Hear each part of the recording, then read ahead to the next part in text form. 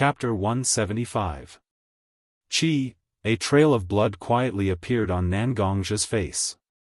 Nangongja was still sweating because of the frightening moment just now.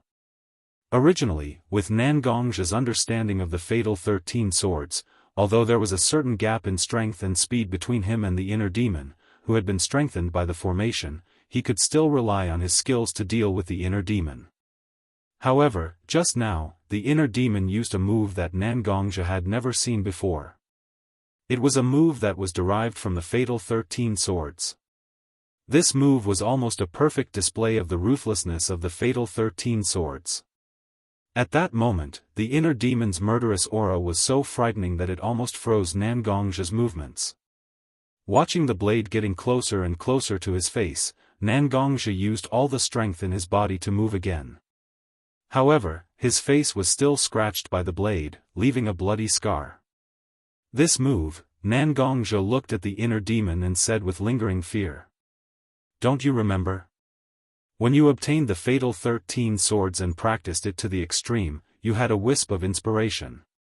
With the inner demon's reminder, Nangongja finally remembered that when he practiced the fatal 13 swords, he vaguely felt that the fatal 13 swords should not stop at the 13th move. However, he had been trying to deduce it but to no avail. Therefore, he did not continue to deduce it. "This is, the 14th sword?" Nangongja looked at the inner demon and said the answer. Compared to the 14th sword, which was almost like a demonic sword, the first 13 swords of the fatal 13 swords were like green leaves against a red flower. Endless ruthlessness and murderous aura, the essence of the first 13 swords were gathered in this sword. It was the 14th sword that could be called the Ghost God's sword. "You can actually perform such a sword?" Nangongja was very surprised because this sword only existed in Nangongja's consciousness. Compared to the body technique that the inner demon had used to create illusions, this sword technique that was close to the supernatural made Nangongja's mind more easily shaken. "That's right. What you can do, what you can't do, I can easily do. What can you use to win against me? Why don't you just obediently stretch out your neck and let me inherit everything you have? With my strength, wouldn't protecting those girls be a piece of cake?" The inner demon looked at Nangongja with disdain and disdain. He, who was able to display a sword move that was close to that of a supernatural being, was indeed qualified to look at Nangongja with disdain. Nangongja did not speak. He only held the Heaven's Disaster sword tighter in his hand. His slightly trembling hands held the Heaven's Disaster sword in front of him. Although he did not speak, it was obvious that Nangongja was unwilling to give up everything he had. He. Stubborn. But that's good. This way, I can fight to my heart's content and vent the resentment that you have suppressed me for all these years. The inner demon still had a strange smile on his face as he attacked Nangongja with his sword. Although it was still the fatal 13 swords, it seemed that the ruthlessness of the fatal 13 swords had increased because of the 14th sword move. On the other hand, Nangongja had already lost in terms of confidence because of the 14th sword just now. Although Nangongja was still trying his best to parry every sword attack from the inner demon, he was getting more and more powerless. Nangongja blocked the inner demon's sword with the Heaven's Disaster sword. However, his hand that was holding the sword also fell to the side of his body because of the huge force. The web between his thumb and forefinger was even slightly cracked because of the strength of the inner demon's sword. Traces of blood seeped into the sword hilt. Some sticky blood stained the sword hilt, making Nangongja feel that the Heaven's Disaster sword was very heavy at this moment. The Heaven's Disaster sword even looked like it was about to fall out of his hand. "Look at your current sorry state. You can't even hold the sword properly and you still want to fight with me? Don't joke around." The inner demon sneered at Nangongja. "With your current state, what right do you have to fight with others? What right do you have to swear that you can protect everything you want to protect? Instead of letting you go out and make a fool of yourself, you don't even know when you will silently die in the hands of others. Why don't you just let me end you? What's the point of saying so many useless things? If you want to fight, then let's fight. At the beginning of the battle, Nangongzhe wanted to use sarcasm to disturb the inner demon's state of mind. However, at this moment, every word of the inner demon was like a sharp thorn that attacked Nangongzhe. Nangongzhe couldn't help but have a trace of doubt in his heart. Could he really accomplish all the things that he had hoped for with the current him? In order to adjust his state of mind, Nangongzhe could only shout loudly, trying to expel every word of the inner demon from his mind. The inner demon's mouth curved into a smile. It seemed that it was very satisfied with Nangongzhe's current state. It turned its body and stabbed its long sword at a strange angle. This time, Nangongzhe didn't block the inner demon's sword like before. Instead, a trace of his shikigami appeared. The inner demon's long sword directly slashed past Nangongzhe's neck. A strand of black hair fell to the ground beside Nangongzhe. The inner demon could have directly taken Nangongzhe's life with this sword. However, when the long sword was about to slash Nangongzhe's throat, the inner demon quietly moved the long sword to the side and only took away a strand of Nangongzhe's hair. The smile on its face was like a cat that was teasing a mouse. It was so calm and so cruel. Isn't this interesting? The inner demon seemed to treat teasing Nangongzhe as a way to relieve its boredom. Its eyes were filled with satisfaction. Nangongzhe drew his sword. He poured his chaotic thoughts into the sword and stabbed the inner demon with a fierceness that was different from before. Didn't you look down on my fighting style? But now, every move of yours is very similar to my swordsmanship. Which one of us is more like a clown who wants to make others laugh? The inner demon looked at Nangongzhe's sword. It just casually waved the long sword in its hand and broke Nangongzhe's swordsmanship. It even took a step forward and kicked Nangongzhe. Nangongzhe directly fell onto the surface of the lake, looking indescribably embarrassed. Deity! Nangongzhe! Woodleaf Yama! Have you seen a dog? Look at you now. Aren't you a mad dog that has lost its mind due to anger? A mad dog like you should use blood and pain to teach you who is the master of life and death. The inner demon walked to Nangongzhe's side and stepped directly on Nangongzhe's back. Nangongzhe, who was struggling to stand up and continue fighting, was mercilessly stepped on to the surface of the lake. Nangongzhe's face was reflected on the surface of the lake, which made Nangongzhe extremely frustrated. Chapter 176. To be honest, I'm a little tired of looking at your face. Forget it, I'll just get rid of you as soon as possible. The inner demon originally wanted to play with his main body, but when he looked at his main body's face, he couldn't help but feel irritated. Therefore, the inner demon placed the long sword in his hand beside Nangongzhe's neck. With a light slash, his main body's life would end at this moment, and a brand new Nangongzhe who could truly bear the title of Yama would be born. To be honest, the inner demon felt that this was the best way to go. However, since when was Nangongzhe someone who would stretch out his neck to be slaughtered?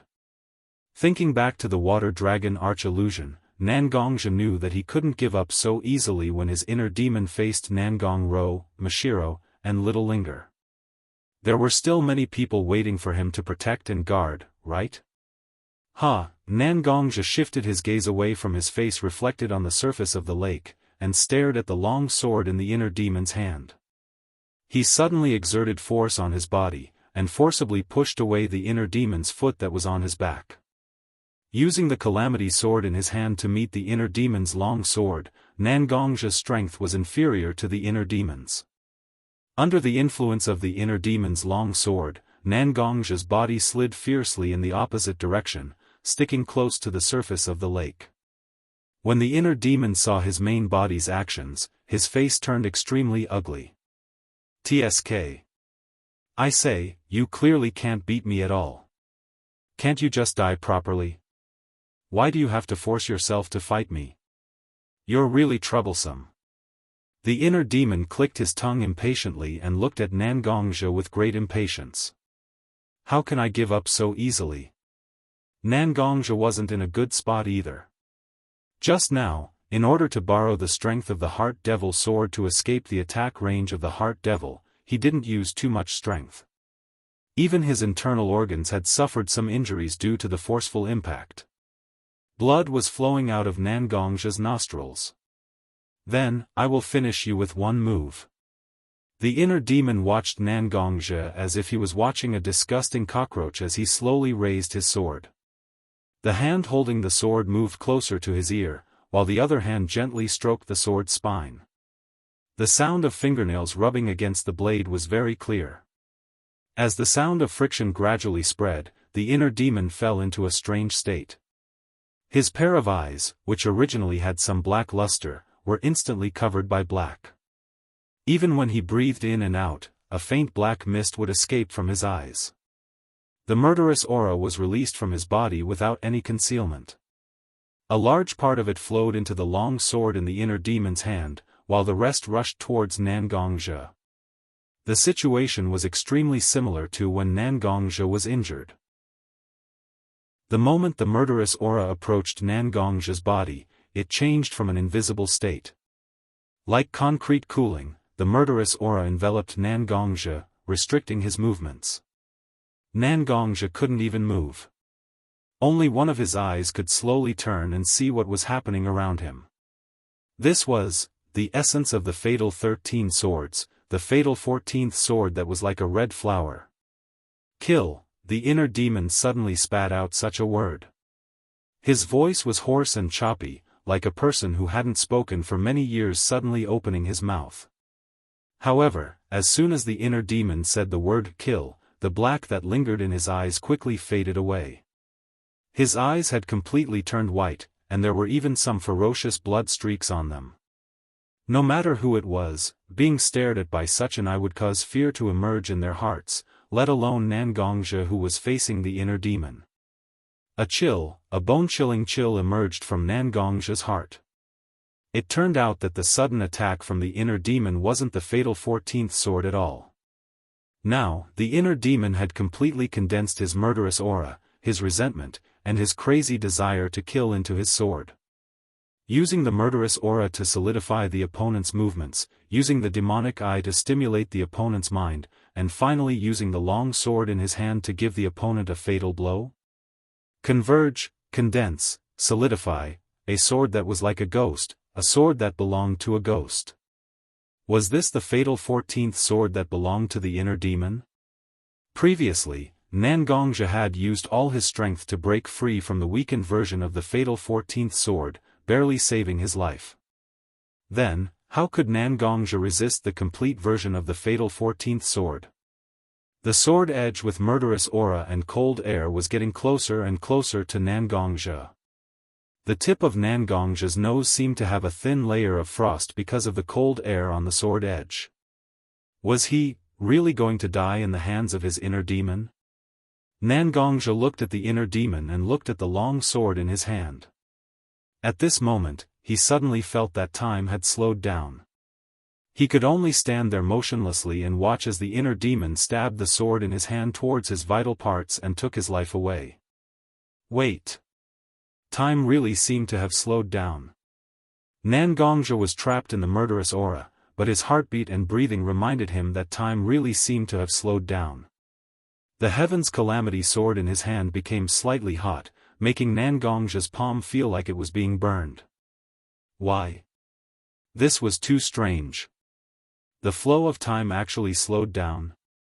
Nangongzhi's eyes suddenly became blurry. The inner demon was no longer there, and the ghost-like sword of the inner demon was no longer there. The lake, the thick fog, and the array had all disappeared without a trace in an instant. There was only one person standing in front of him, holding a brush with ink. He held the brush in his hand as if he was holding a long sword. With a light stroke, he left an ink mark on the paper in front of him. That person's face was the banishment senior that Nangongzhi was very familiar with. The state of banishment and the state of banishment when he waved the brush in his hand was very similar to the state of the inner demon when he used the 14th sword. However, Nangongzhi carefully observed and found that this was not the case. The 14th sword that the inner demon used was to pour everything into the sword in his hand, whether it was murderous aura or resentment. He let the sword become his own and let the sword become the dominant existence. There seemed to be no such thing as the inner demon in the world. There was only the sword and the target that the sword wanted to kill. Chapter 177. However, banishment and the inner demon were completely different. Senior banishment did not turn himself into a sword. Instead, he used his soul to wrap around the brush in his hand that he had used as a sword. He used his mind to carefully feel everything about the brush. Regardless of whether it was the scratches on the brush or the state of each hair on the brush, they were all deeply imprinted in his mind by banishment. Then, the brush actually formed a strange resonance with banishment's breathing and the inner energy in banishment's body. That's right. The inner demon turned himself into the sword in his hand, but senior banishment turned the sword into himself. Using the sword to control the person and using the person to control the sword, the difference was very obvious. Nangongzhi finally understood what the scroll painting in the Arch of the Earth Dragon Gate wanted him to comprehend. It was this kind of sword that turned the sword into his own sword. The seal of killing intent seemed to no longer exist, and Nangongzhi's body could actually move. Nangongzhi's right hand slowly rose, and Nangongzhi's left hand grasped the hilt of the sword. This was the most basic move when one first started cultivating the sword, the most fundamental slash. Nangongzhi closed his eyes. There was no lake under his feet, no clouds around him, no fatal sword from the inner demon, no breath, and no heartbeat. There was only one Nangongzhi, and only one Heaven's Calamity sword. Nangongzhi felt the Heaven's Calamity sword, and the Heaven's Calamity sword felt Nangongzhi. Whether it was the feeling of helplessness or the fear of facing the inner demon slash, it seemed to have been instantly destroyed by the Heaven's Calamity sword. The Heaven's Calamity sword was very happy. It was happy that its master had finally calmed down and no longer had so many distracting thoughts. It only held itself and simply wanted to slash. Nangongzhi was so happy that he could actually feel the emotions of the Heavenly Calamity sword. It was not dissatisfied with him not being able to drink blood to its heart's content, nor was it afraid of the inner demons. The Heavenly Calamity sword only wanted to slash down to its heart's content. His mouth opened slightly, but his weak voice resounded through the clouds like the morning bell and the evening drum. It also echoed in Nangongzhi's heart. The vital energy of heaven and earth, vast and everlasting, Nangongzhi's heart and Nangongzhi's tribulation sword merged into one. Nangongzhi's inner energy and Nangongzhi's sword chi. At this moment, Nangongzhi's spiritual power and everything about Nangongzhi was surging into the heavenly tribulation sword without any restraint. I'm not asking for immortal slaying. Nangongzhi's voice was no longer faintly discernible. Instead, it was extremely clear. But I beg, to slay demons and gods. Sword of ghosts and gods. Inner demons? Nangongzhi did not care. If it was demons and gods, then he would use this sword to slay demons and gods. If it was an inner demon, then he would use this sword to destroy it. What is this? What is this? Impossible, impossible, this is clearly my victory. I can clearly replace you and become a new life. What right do you have to use this sword to extinguish all my hopes? From the moment Nangongzhi's body could move, when Nangongzhi placed the Heavenly Calamity sword in his hand in front of his chest, the inner demon had already sensed it. However, this world-destroying 14th sword had already been slashed out. Everything was controlled by the sword in the inner demon's hand. The inner demon could not stop his sword, nor was he willing to stop his sword. Endless hatred and killing intent surged out from the inner demon's body. Even the inner demon's body had become somewhat illusory. The inner demon burned his own foundation, producing even more killing intent and resentment to nurture the sword in his hand. He only wanted to make this sword stronger, strong enough to kill his own body. However, Nangongzhi did not hear the inner demon's words at all. Nangongzhi had long ago comprehended the Sacrifice Heart Sutra, which was to sacrifice the sword and have no other thoughts. When he comprehended the move, slay demons and gods, Nangongzhi had already pushed his Sacrifice Heart Sutra to an even more profound level. At this moment, Nangongzhi only wanted to slash out with the sword in his hand. The heavenly calamity sword's edge already had a faint pure white light. Although it was very small, it was impossible for people to ignore its existence. The heavenly calamity sword and the sword in the inner demon's hand clashed together. There was no shockwave, nor was there any earth-shattering sound.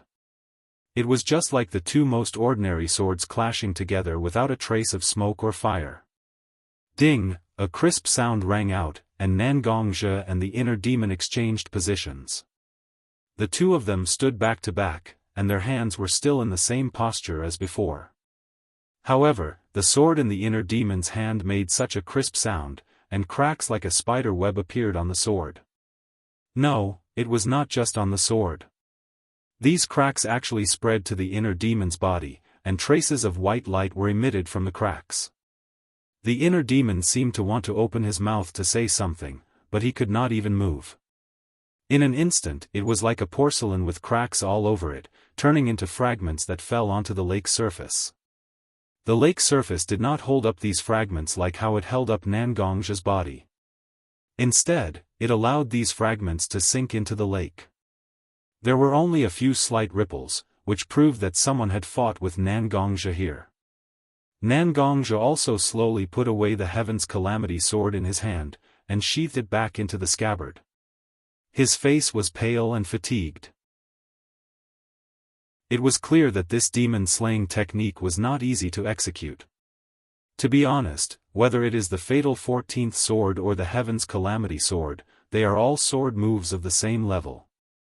It is impossible to judge which one is better, using a human to control a sword or using a sword to control a human. The only reason you lost was because your sword wasn't cultivated by yourself.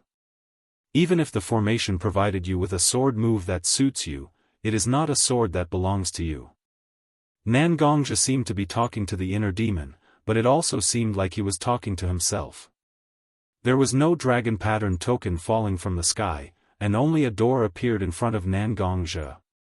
It did not have the grandeur and domineering aura of the giant dragon arch. It was just a simple wooden door without any decorations. Nangongzhi reached out and grabbed a handle on the wooden door. Kacha, the sound of wood rubbing against each other sounded, and a white light was emitted from the wooden door. Ninja World. Blood Robe Pavilion. I am back, Nangongzhi, am back. Are you ready? Nangongzhi said silently in his heart, and firmly stepped forward. Chapter 178. After Nangongzhi entered the path of dragonization, the 5 altar lords did not leave the headquarters of the Blood Cloth Pavilion. Regardless of whether Nangongzhi could pass the path of dragonization or not, the 5 altar lords had the responsibility and obligation to wait for Nangongzhi to finish the trial. If Nangongzhi passed, then Nangongzhi would already be the head of the Blood Cloth Pavilion. It was only right for the 5 altar lords to meet the head of the Blood Cloth Pavilion. If Nangongzhi did not pass, Nangongzhi was also a top expert in the ninja world. The 5 altar lords would not mind forming a good relationship with Nangongzhi, right? At this moment, the 9 dragons painted wall suddenly bloomed with a different kind of brilliance. The brilliance instantly condensed into a huge beam of light. Even the roof above the 9 dragons painted wall was directly hit by the beam of light. The beam of light went straight into the sky and did not dissipate for a long time. Not only the 5 altar lords, even the most ordinary members of the Blood Cloth Pavilion had already seen this brilliant beam of light. Calm down the ordinary disciples, I will go find the remaining altar lords and see what happened to the 9 dragons painted wall. Every time the 9 dragons painted wall was opened before, there was no such scene. After all, this was the territory of the Greenwood altar. Most of the remaining 4 altar lord subordinates were still outside the headquarters of the Blood Cloth Pavilion. Therefore, Old Man Aoki directly gave the order to calm down the basic disciples. Without waiting for the people of the Greenwood altar next to him to answer, Old Man Aoki had already directly left his room at an extremely fast speed. Only the door was left open and the disciples of the Greenwood altar stood there in a daze. Was this still the mature and steady altar lord of the Greenwood altar that he knew? Old Man Aoki ran in the direction of the 9 dragons painted wall as fast as he could. The other altar lords were not stupid. Seeing the abnormality of the 9 dragons painted wall, they must have also moved in the direction of the beam of light. Instead of going to the residences of the altar lords and finding nothing, it was better to rush in the direction of the 9 dragons painted wall first. On the way, they would definitely meet the other altar lords. Greenwood hadn't walked far when a green figure appeared beside Old Man Greenwood. Altar leader Qingmu, this light pillar from the 9 dragons painted wall is really unusual. Could it be, when Bai Shui saw Qingmu, he didn't stop, but he still told him his guess. Although he didn't say it clearly, Old Man Qingmu knew that Bai Shui felt that this matter definitely had something to do with Nan Gongzhi, who was undergoing the trial on the road of dragon transformation. It's still too early to talk about this. Let's go to the 9 dragons painted wall first. Let's talk about this when we meet up with the other altar masters. Old Man Qingmu shook his head and didn't let Bai Shui continue. Now that everything was still uncertain, it was best not to make any rash comments. When Greenwood and Bai Shui arrived in front of the 9 dragon painted wall, the other altar lords Rui Jin, Qi Yan, and Ho Tu were already standing in front of the 9 dragon painted wall. Greenwood. Bai Shui. You're here. Rui Jin and Qi Yan were currently staring at the 9 dragon painted wall. They didn't talk to Greenwood and Bai Shui who had just arrived. On the contrary, Ho Tu didn't seem to care about the result of the road of dragon transformation. After seeing Greenwood and Bai Shui, he greeted them in a very good-natured manner. What's the situation now? Greenwood asked Ho Tuesday. The door to the road of dragon transformation on the 9 dragons painted wall has already appeared, but we still haven't seen little friend Nan Gongzhi come out. Whether he succeeds or fails, we'll know the result very soon. Ho Tu rubbed his head and didn't explain the situation in detail. After all, no one had encountered such a reaction from the 9 dragon painted wall before. In the past, the 9 dragons painted wall would directly open the door when it opened. Then, all the people who failed the trial would be forcefully thrown out by a huge force. Now that the huge light pillar had appeared, they felt that they didn't know where to start. Just as the altar lords were discussing the abnormality of the 9 dragon painted wall, a foot stretched out from the door of the 9 dragon painted wall's path of dragon transformation. When the owner of the foot completely walked out of the door of the 9 dragons painted wall, the altar lord saw the face of the owner of the foot clearly. It was Nan Gongzhi. Oh? You're all still waiting for me here? Nan Gongzhi had just come out and saw the altar lord standing in front of the 9 dragons painted wall. He was slightly surprised and said. Greenwood pointed to the sky, and Nan Gongzhi followed Greenwood's finger and saw the light pillar that shot up into the sky from the 9 dragons painted wall. So it's like this? Nan Gongzhi suddenly smiled a bit awkwardly. Such an entrance was too flashy. No, this doesn't match my low-key purpose. Little friend, I wonder if you, just as Greenwood opened his mouth and wanted to ask Nan Gongzhi about the result of the 9 dragons painted wall, a blood-red stream of light suddenly flew over from afar and covered Nan Gongzhi's body. Taking a closer look, it was the blood-stained brocade robe that was enshrined in the hall by the people of the blood-clothed pavilion. It seems that the result is already very clear. Nan Gongzhi smiled at Old Man Greenwood and reached out his hand to touch the blood-stained robe on his body. Greetings, Chief. Greetings, Chief. Greetings, Chief. The altar lords immediately half-knelt on the ground and saluted Nan Gongzhi.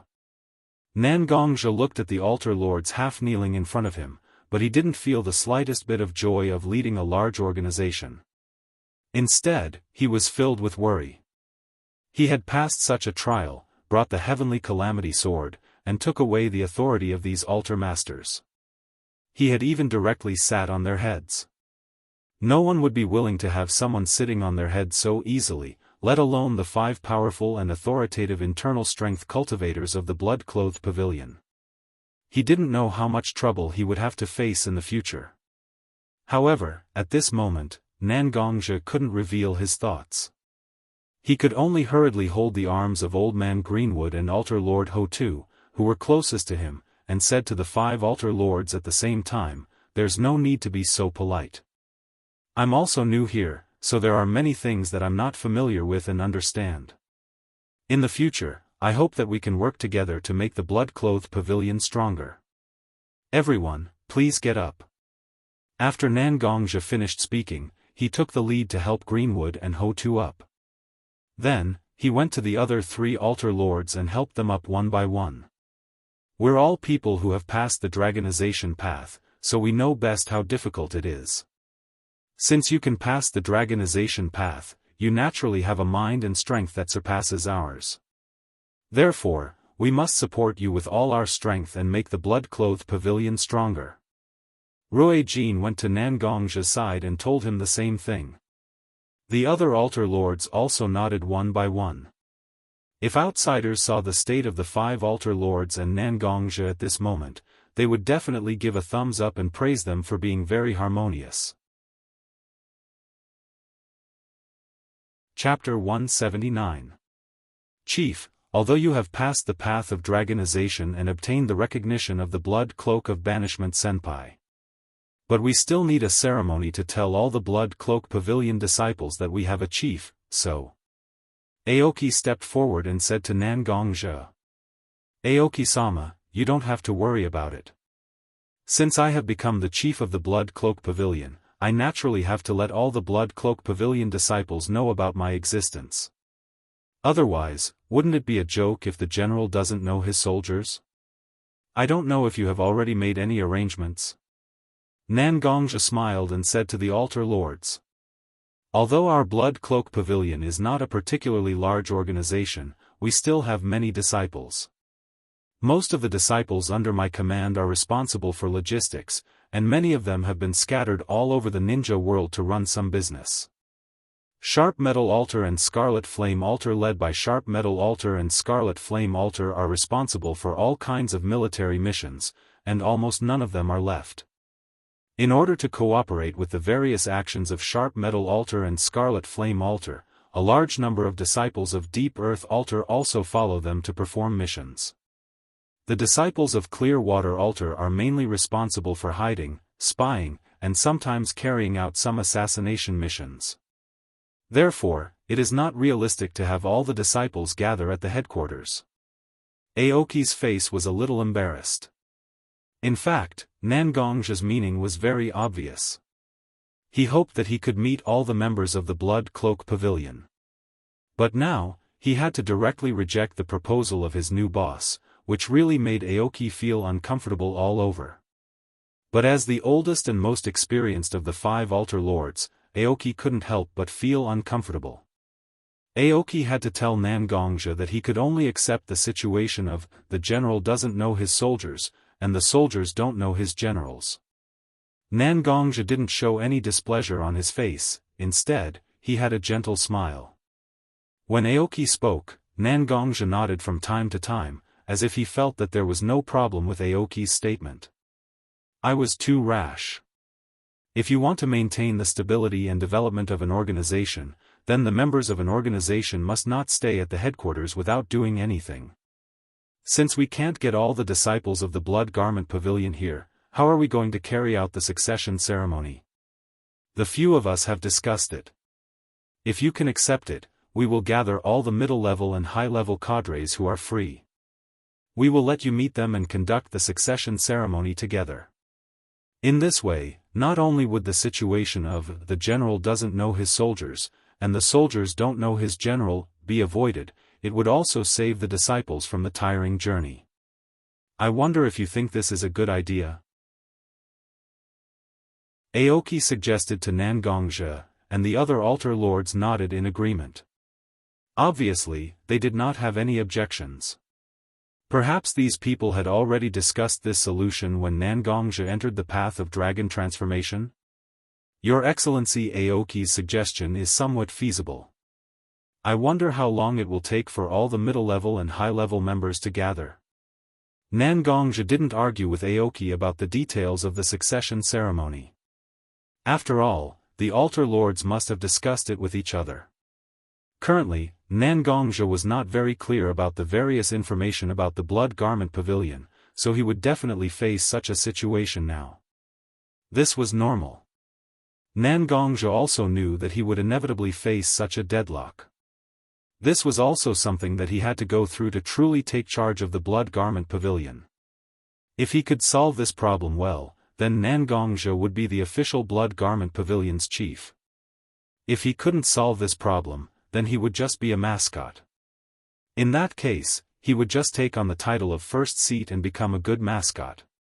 If there was any battle that required Nangongzhi's assistance, he would have to fight to the death for the Blood Clothing Pavilion. Because all the cadres are scattered all over the place, it will take some time to gather them. If everything goes well, I think they will all be gathered in about a month. During this time, we can also prepare for the succession ceremony. If you don't mind, you can take a look at our Blood Garment Pavilion's records and ancient books during this time. You can learn about the Blood Garment Pavilion. Bai Shui was in charge of intelligence work.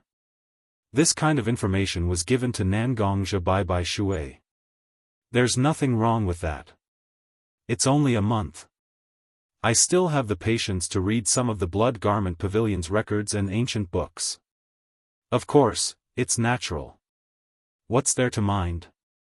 Nangongzhi nodded. He felt that what Bai Shui said was very reasonable and there was nothing to doubt. Then, Chief, we will take our leave first to make arrangements. Next, let Bai Shui take the altar lord to the chief's room and bring the records and ancient books.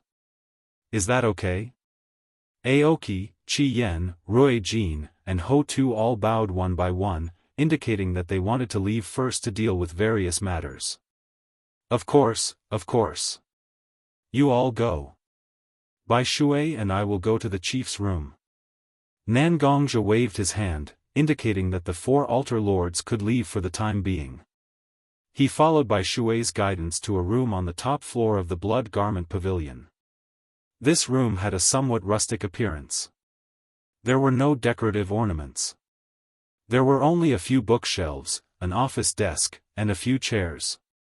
Although this place looked very clean, it was obvious that people often came here to tidy it up. However, it appeared very cold and cheerless.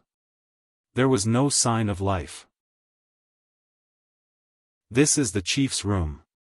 It's mainly used for office work. The living quarters are elsewhere. Later, if you need to rest, just call for the servants at the door. They will naturally take you to a place to rest. As Bai Shui spoke, he walked to the side of a bookshelf in the room. He opened the empty bookshelf and pressed a button at a corner of the bookshelf. The bookshelf shrank inwards towards the wall, and in its place was a somewhat small dark room. In addition to a few oil lamps providing illumination in the dark room, there were several rows of bookshelves. There were many books and scrolls on them. Some of the books and scrolls had a lot of dust on them. It was obvious that they had been there for a long time. These are some of the ancient books and records of our Blood Garment Pavilion's various activities. Apart from me, the altar lord, and you, the chief, no one else can enter here. Bai Shui picked from the bookshelf and took out a book that wasn't too thin and held it in his hand. He then walked to Nangongzhi's side and placed a few books in Nangongzhi's hands. These are some of the basic information of our Blood Garment Pavilion. You can take a look at them. Bai Shui's face carried a slight smile, but Nangongzhi's expression became somewhat strange. However, he quickly restrained himself. Chapter 180. Looking at Bai Shui's departing figure, Nangongzhi's left hand tightened as if he was holding on to something. Nangongzhi scanned the room with his immense mental power in an instant.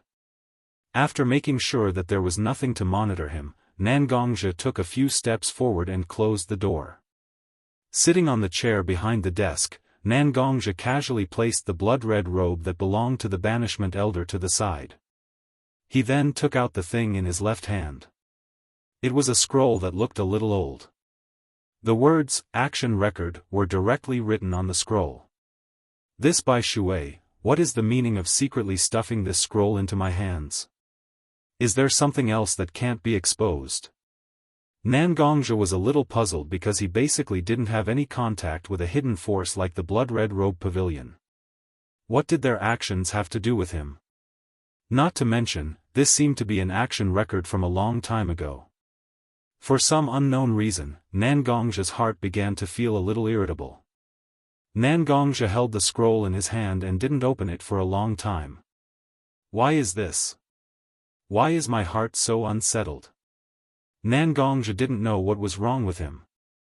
Even the scroll in his hand was stuffed into Nangongzhi's chest and he didn't look at it again. Should I go to the Lion Clan's alternate space to see my sister, Mashiro, and little Linger? During the trial, what the inner demon did to the three girls in the illusion made Nangongzhi want to see them very much. Nangongzhi walked to a slightly wider area in the office and inserted the Heaven's Disaster Sword into the ground. A formation instantly spread out and burst out with a faint but very conspicuous brilliance. With a flash of brilliance, Nangongzhi's figure disappeared from the office of the Bloodcloak Pavilion. Several altar masters simultaneously felt the spatial fluctuations coming from Nangongzhi's office, but none of them cared. They just continued with their work. However, the brilliance in their eyes proved that they were not as calm as they appeared to be. With a flash of light, Nangongzhi's figure appeared in front of the small house built from pure white in the Lion Clan's alternate space. She gently pushed open the door and saw Mashiro sitting in the courtyard, sewing something with a needle and thread in his hands. Nangongzhi had already walked to Mashiro's side. Mashiro did not even realize that there was an additional person behind him. Perhaps it was because Mashiro felt particularly safe in the Lion Clan's alternate dimension? Sigh. Mashiro let out a long sigh and put the needle and thread and cloth in his hands on the table in front of him. He looked at his masterpiece with some relief. I don't know if Miyagi will like this kind of clothes. The clothes that Mashiro sewed were actually for Nangongzhi. I like it very much, ah. So Miyagi likes it very much. The two of them awkwardly chatted for a while. Wait, Mashiro suddenly felt that something was wrong. Didn't Miyagi leave the alternate dimension to deal with some things in the shinobi world? How could she answer his question? Really? Why do I have such a problem with auditory hallucinations? Mashiro turned around and seemed to be going into the house to pour himself a glass of water. However, he directly bumped into Nangongzhi's arms. Miyagi? You're back? Mashiro realized that Nangongzhi was back, but his eyes didn't dare to look at Nangongzhi. He struggled twice with his hands and broke free from Nangongzhi's arms. Sure enough. Mashiro is still blaming me? Although a large part of the reason why Mashiro broke free from his arms was because of her shyness, but the way she didn't dare to look at Nangongzhi and the panicked tone made Nangongzhi feel that Mashiro still hasn't gotten over betraying him. But this kind of thing can't be solved with a few words. In the end, Mashiro needs to walk out of this dead end by himself. So Nangongzhi also changed the topic and said to Mashiro, "Did you make clothes for me?" As he said that, Nangongzhi picked up the clothes that Mashiro put on the table. I learned some clothes making skills from Yabuki sis. I wanted to make a few sets of clothes for you for a long time. After all, you only have a few sets of clothes, and they're already worn out. When I came here, I didn't have much to do, so I asked Liang to get me some cloth to try making some. Mashiro rubbed the corner of his clothes from time to time. He didn't have his usual calmness, instead, he was a little panicked, like a small animal that had never seen a stranger before. Can I give it a try? Oh. Of course, of course. I don't have your exact size, so I made the clothes based on my memory. I don't know if it's suitable. Before Mashiro finished his sentence, Nangongja had already put on the clothes that Mashiro made. Different from the slightly longer clothes in the past, the clothes that Mashiro made this time were shorter, and the color was very warm. Wearing it, Nangongja didn't have the cold feeling that he used to have. Instead, he looked very gentle. Is it suitable? Nangongja smiled and said to Mashiro. Although Mashiro's clothes-making skills were still a little rough, there were many parts that were a little rough. But Nangongja was very happy that he could wear the clothes made by Mashiro. This made Nangongja feel very warm in his heart. With Nangong-ro, Mashiro, and Little Linger, this was a real home for Nangongja, right? Looking at Nangongja's gentle smile, Mashiro only felt that the anxiety in his heart seemed to be expelled in an instant. All that was left was a slight warmth that warmed his heart. A thin layer of mist uncontrollably appeared in his eyes, and he felt like he was about to cry. Looking at Mashiro, Nangongja gently pressed his hand on Mashiro's head. During this period of time, I believe that you have endured for a long time, and blamed yourself for a long time. It's okay, cry to your heart's content. I'm not only Nangongja, but I'm also your family. Whether you're happy or sad, I have the responsibility to share with you. It would have been better if Nangongja didn't say this, but when he said this, Mashiro's eyes were like a broken dam. Tears rolled down from Mashiro's eyes, and sobs came from his throat. Every time Mashiro faced Nangong-ro, and Little Linger said that she was worried about her brother Nangong, it was a different kind of torture and condemnation for Mashiro. Chapter 181. Sometimes, a woman's thoughts weren't as complicated as a man's. Just like Mashiro. In fact, she didn't need any verbal guidance or spiritual encouragement. As long as you could give her a hug that she could rely on and the right to cry, then women would be so simple. When Mashiro was done crying, she left Nangongja's embrace with red and swollen eyes.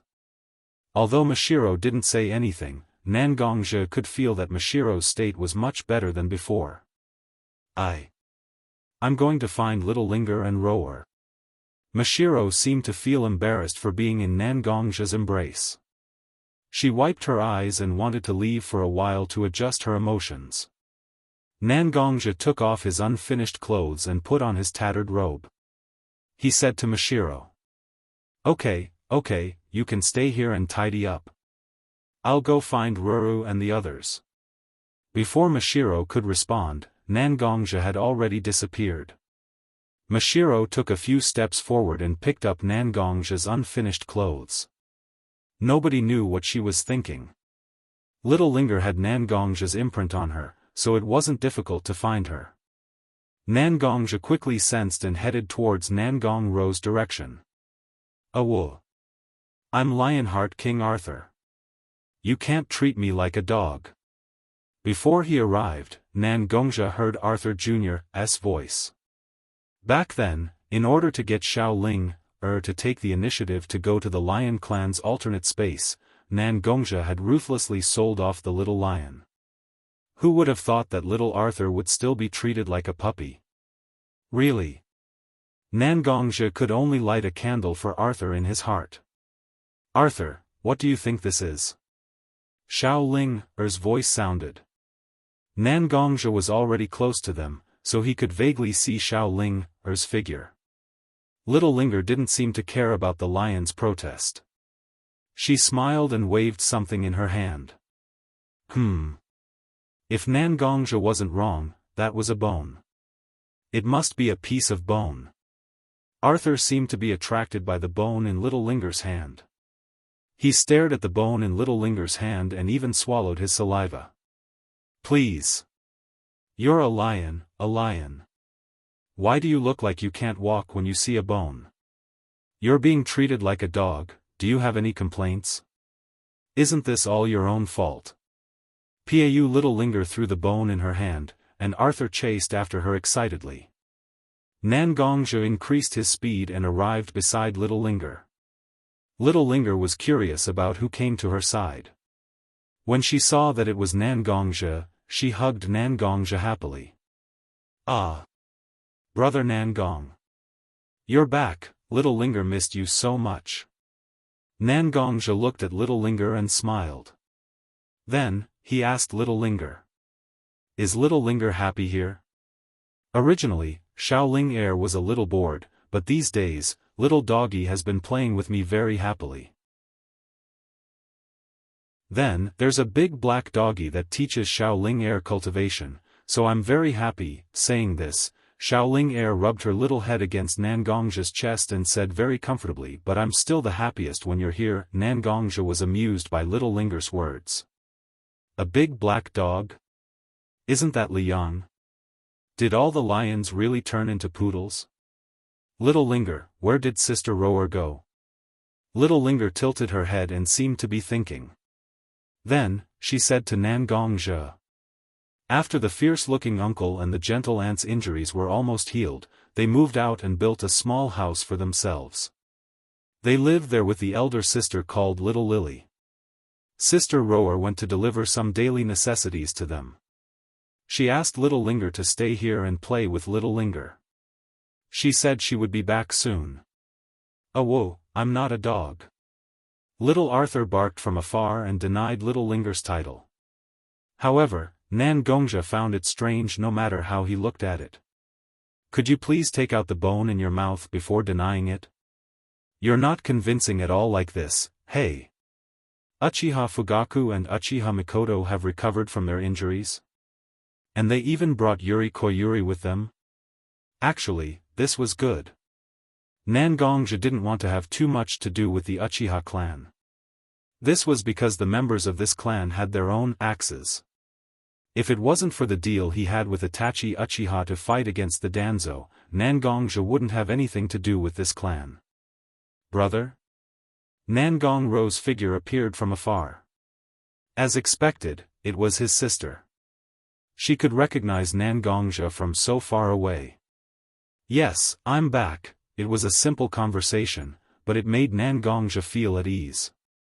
Previously, when he saw the action record scroll, he felt uneasy. But now, he calmed down.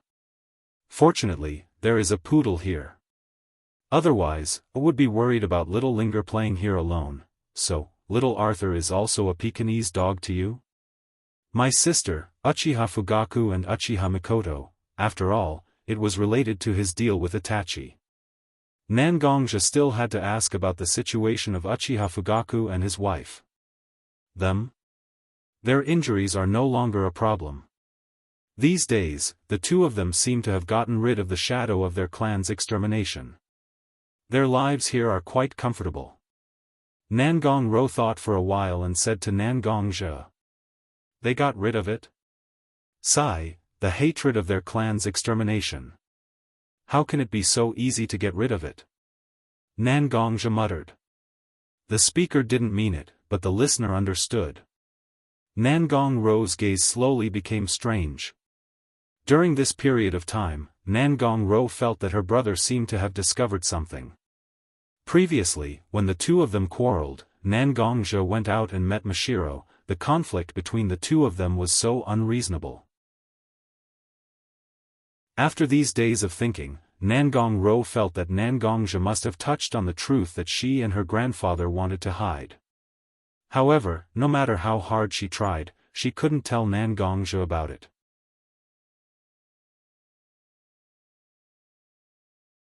Chapter 182. Looking at Nangongzhi's figure sleeping soundly on a simple bamboo bed, Nangongzhi could not help but smile. When Nangongzhi brought her and Little Linger back to this simple courtyard, he clearly said that he was not tired at all, but he actually fell asleep as soon as he sat on the bed. Her brother could also be said to be a very powerful existence. She reached out her small hand and fiddled with Nangongzhi's scattered hair on his forehead as she looked at her brother's face. Nangongzhi could not help but feel a little distressed because although Nangongzhi was sleeping soundly at this moment, the tiredness on his face could not be concealed. "It's really Brother has suffered. For the sake of our livelihood and future, you have to run around everywhere. She gently supported Nangongzhi and wanted to take off Nangongzhi's jacket so that her brother could sleep more comfortably. Just as she took off Nangongzhi's jacket a little, a scroll popped out from Nangongzhi's chest. Nangongro was very surprised that her brother would carry a scroll with him. After all, her brother was a person who did not like to read. She picked up the scroll and held it in her hand as she carefully looked at it. However, at the two ends of the scroll in the middle, there was an imprint that made Nangongro stare straight at it. It was a long sword, and then there was the outline of a piece of clothing behind it. The imprint was blood red, and it was the imprint of the Blood Garment Pavilion. Why is my brother connected to this organization? Nangongro looked at the words, Action Record, written on the cover of the scroll and could not help but reach out her hand, wanting to open the scroll to see what was inside. This organization must not be ignored. This scroll mostly recorded some personnel movements of the Blood Garment Pavilion, from killing people to escorting people. As long as it was related to the operation, it was recorded. Nangongro read faster and faster, it was as if she was reading 10 lines at a glance. However, Nangongro soon stopped reading quickly. She should have found what she was looking for. Her eyes stared at every word on the scroll, and from time to time, she would spit out some intermittent words from her mouth. Chasing the murderer. Slaughtering the village. No results. Qi Yen. When she read the last word, Scarlet Flame, Nangongro gritted her teeth as if she had seen something that hurt her the most. It's really the Blood Garment Pavilion. It's really Qi Yen. Grandfather's speculation was right. Although they were all ninjas, the leader was not a ninja. Instead, it was a cultivator who cultivated internal strength like us. Was it just for the Calamity Sword? As she spoke, Nangongro looked at the sword that Nangongzhi put on the table, the Calamity Sword. Originally, Nangongro was taking off Nangongzhi's coat. She had only taken off half of it when she saw the scroll. Thus, she forgot that her brother was still in an extremely uncomfortable position. No matter how tired Nangongzhi was, he could not sleep at this moment.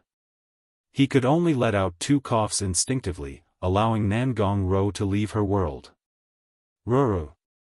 Is there a problem with this scroll? Seeing that his sister's state was obviously not right, Nangongzhi asked. Brother. Where did you get this scroll?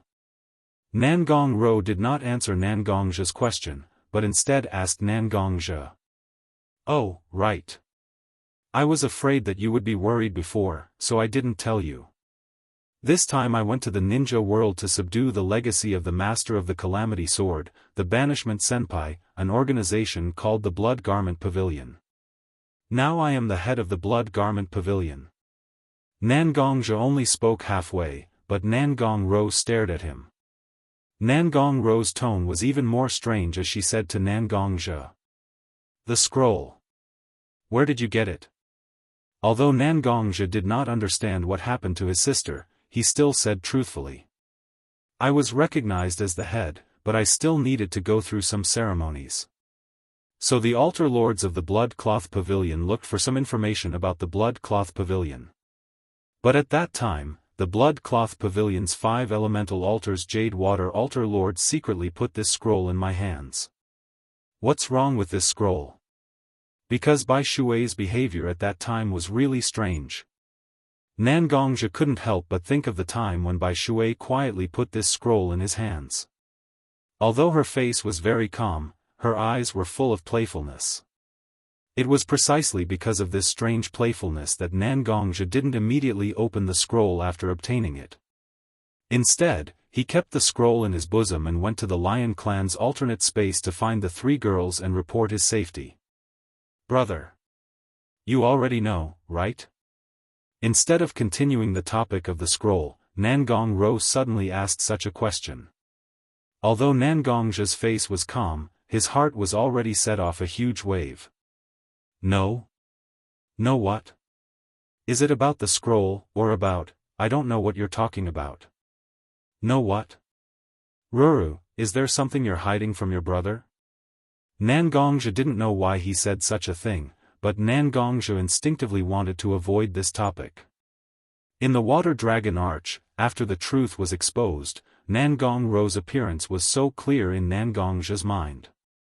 Nangongzhi was very afraid that everything would become the same as in the illusion.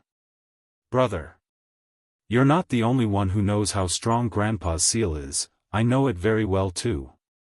Even though Grandpa sacrificed his life, at that time, he was already close to the end of his life. A seal is, after all, a dead thing. It can work for a while, but it doesn't mean it can work for a lifetime, right? Nangongzhi knew very well that at this time, her brother's strength had far surpassed her grandpa's peak strength. With such strength, he also had outstanding mental strength. The seal was a container. Although it was big, it had a limit.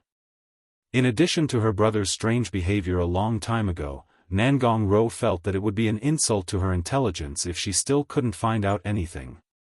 Nangongzhi's eyes turned to the side. He didn't even dare to look at his sister's face. Sure enough. You already know? Nangongzhi looked like she was in pain as she pressed her head. If this scroll didn't appear, I definitely wouldn't talk about this with you. But since this scroll is in front of us, even if it may affect our relationship, you should know about it.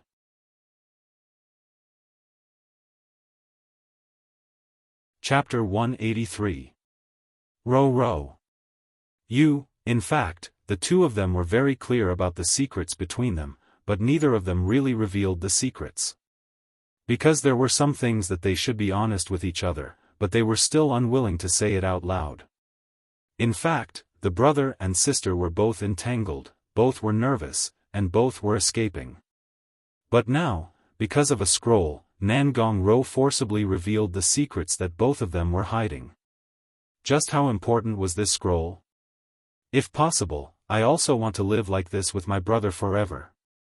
But now that this scroll is in front of me, I can't go against my conscience and continue to hide it from my brother. Nangongzhi said, but her eyes couldn't help but be covered with a layer of mist. Obviously, Nangongzhi's heart was also burning with anxiety. Brother, do you still remember your childhood? Nangongzhi knew that there was no way for him to escape as usual. Since Nangongzhi put these things out in the open, Nangongzhi naturally could only directly say it. When I was young, I lived in a small mountain village. Everything was very peaceful. But in my memory, there is a missing. Without me, your sister, and the grandfather that I mentioned, right? Nangongzhi spoke halfway. Nangongzhi finished Nangongzhi's words. Nangongzhi shook his head, as if his heart was uncomfortable, but he still nodded. That's right, there is no memory of you and that grandfather in my memory. Even my name is not Nangongzhi now. Nangongzhi paused, and continued. But one day, a group of ninjas suddenly came out of nowhere. They broke into the small mountain village that I lived in since childhood, and began to kill without restraint. They could spit fire from their mouths, and they could make the earth collapse. At that time, I was young, and I didn't know who they were, but now I am very familiar with them. They are the most powerful people in this world. Ninjas.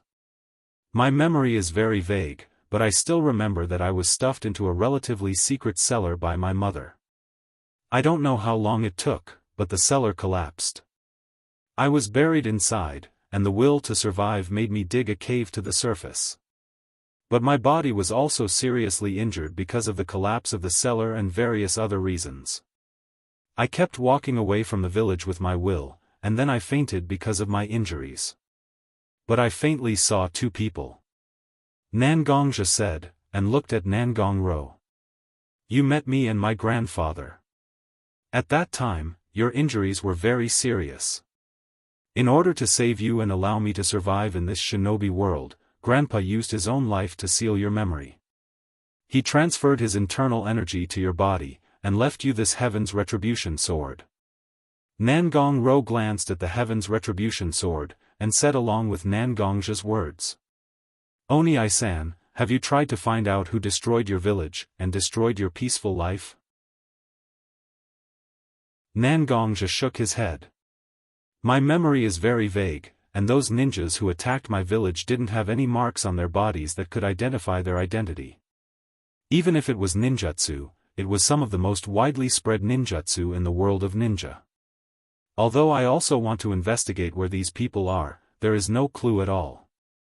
Nangong-ro looked at her brother, and it seemed that there was some struggle in her eyes. With Oni-san's intelligence, you should have already guessed that these ninjas came to the small village that Oni-san lived in order to hunt me and my grandfather, right? Nangongja nodded. Indeed, Nangongja's village was very ordinary. There was nothing that could make the ninjas who stood at the top of the ninja world to come here and kill people. They are here to snatch this Heaven's Retribution sword. Nangong-ro looked at the Heaven's Retribution sword, and her voice became a little hoarse. Obviously, she was suppressing her excitement. Heaven's Retribution sword? Although the Heaven's Retribution sword is indeed a divine weapon, it doesn't have any significant effect on ninjas. It's not a weapon that can enhance chakra, so it's impossible for ninjas to fight for it so fiercely. Unless... Yes, the ones who really want to fight for this Heaven's Retribution sword are actually a group of people who cultivate internal energy.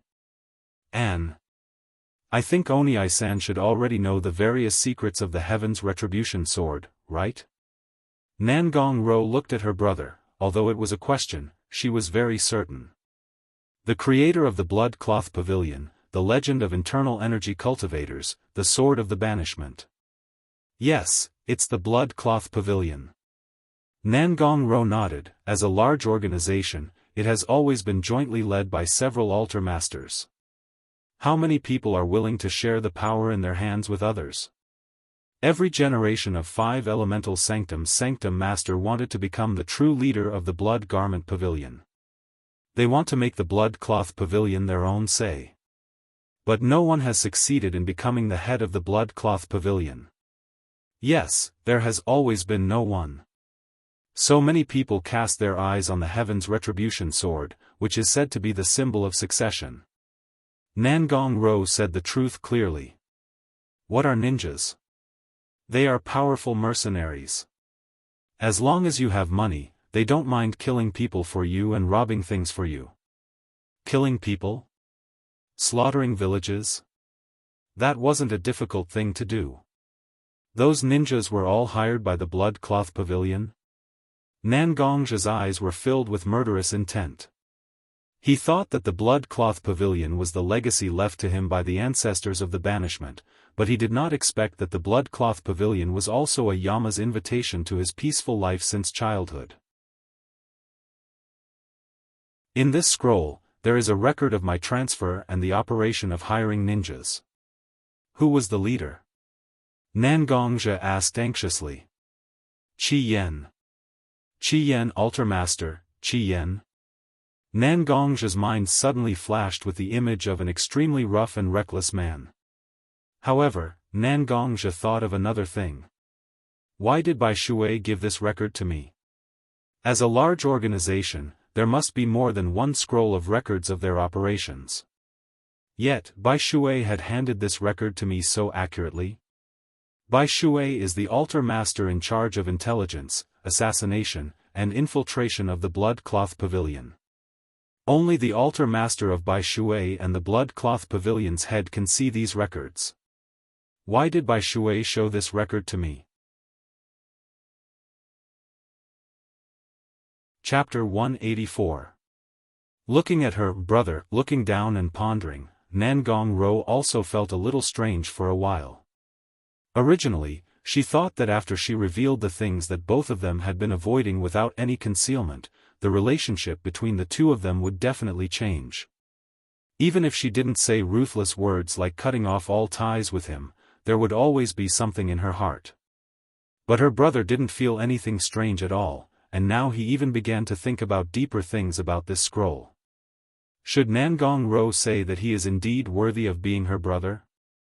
No matter what Bishui's plan is, at least Bishui told us the truth. Ro, what do you think we should do? Nangongzhi seemed to have thought about it clearly, and intended to put aside the matter of Bishui's secret for the time being. How to deal with the current situation is the most important thing, isn't it?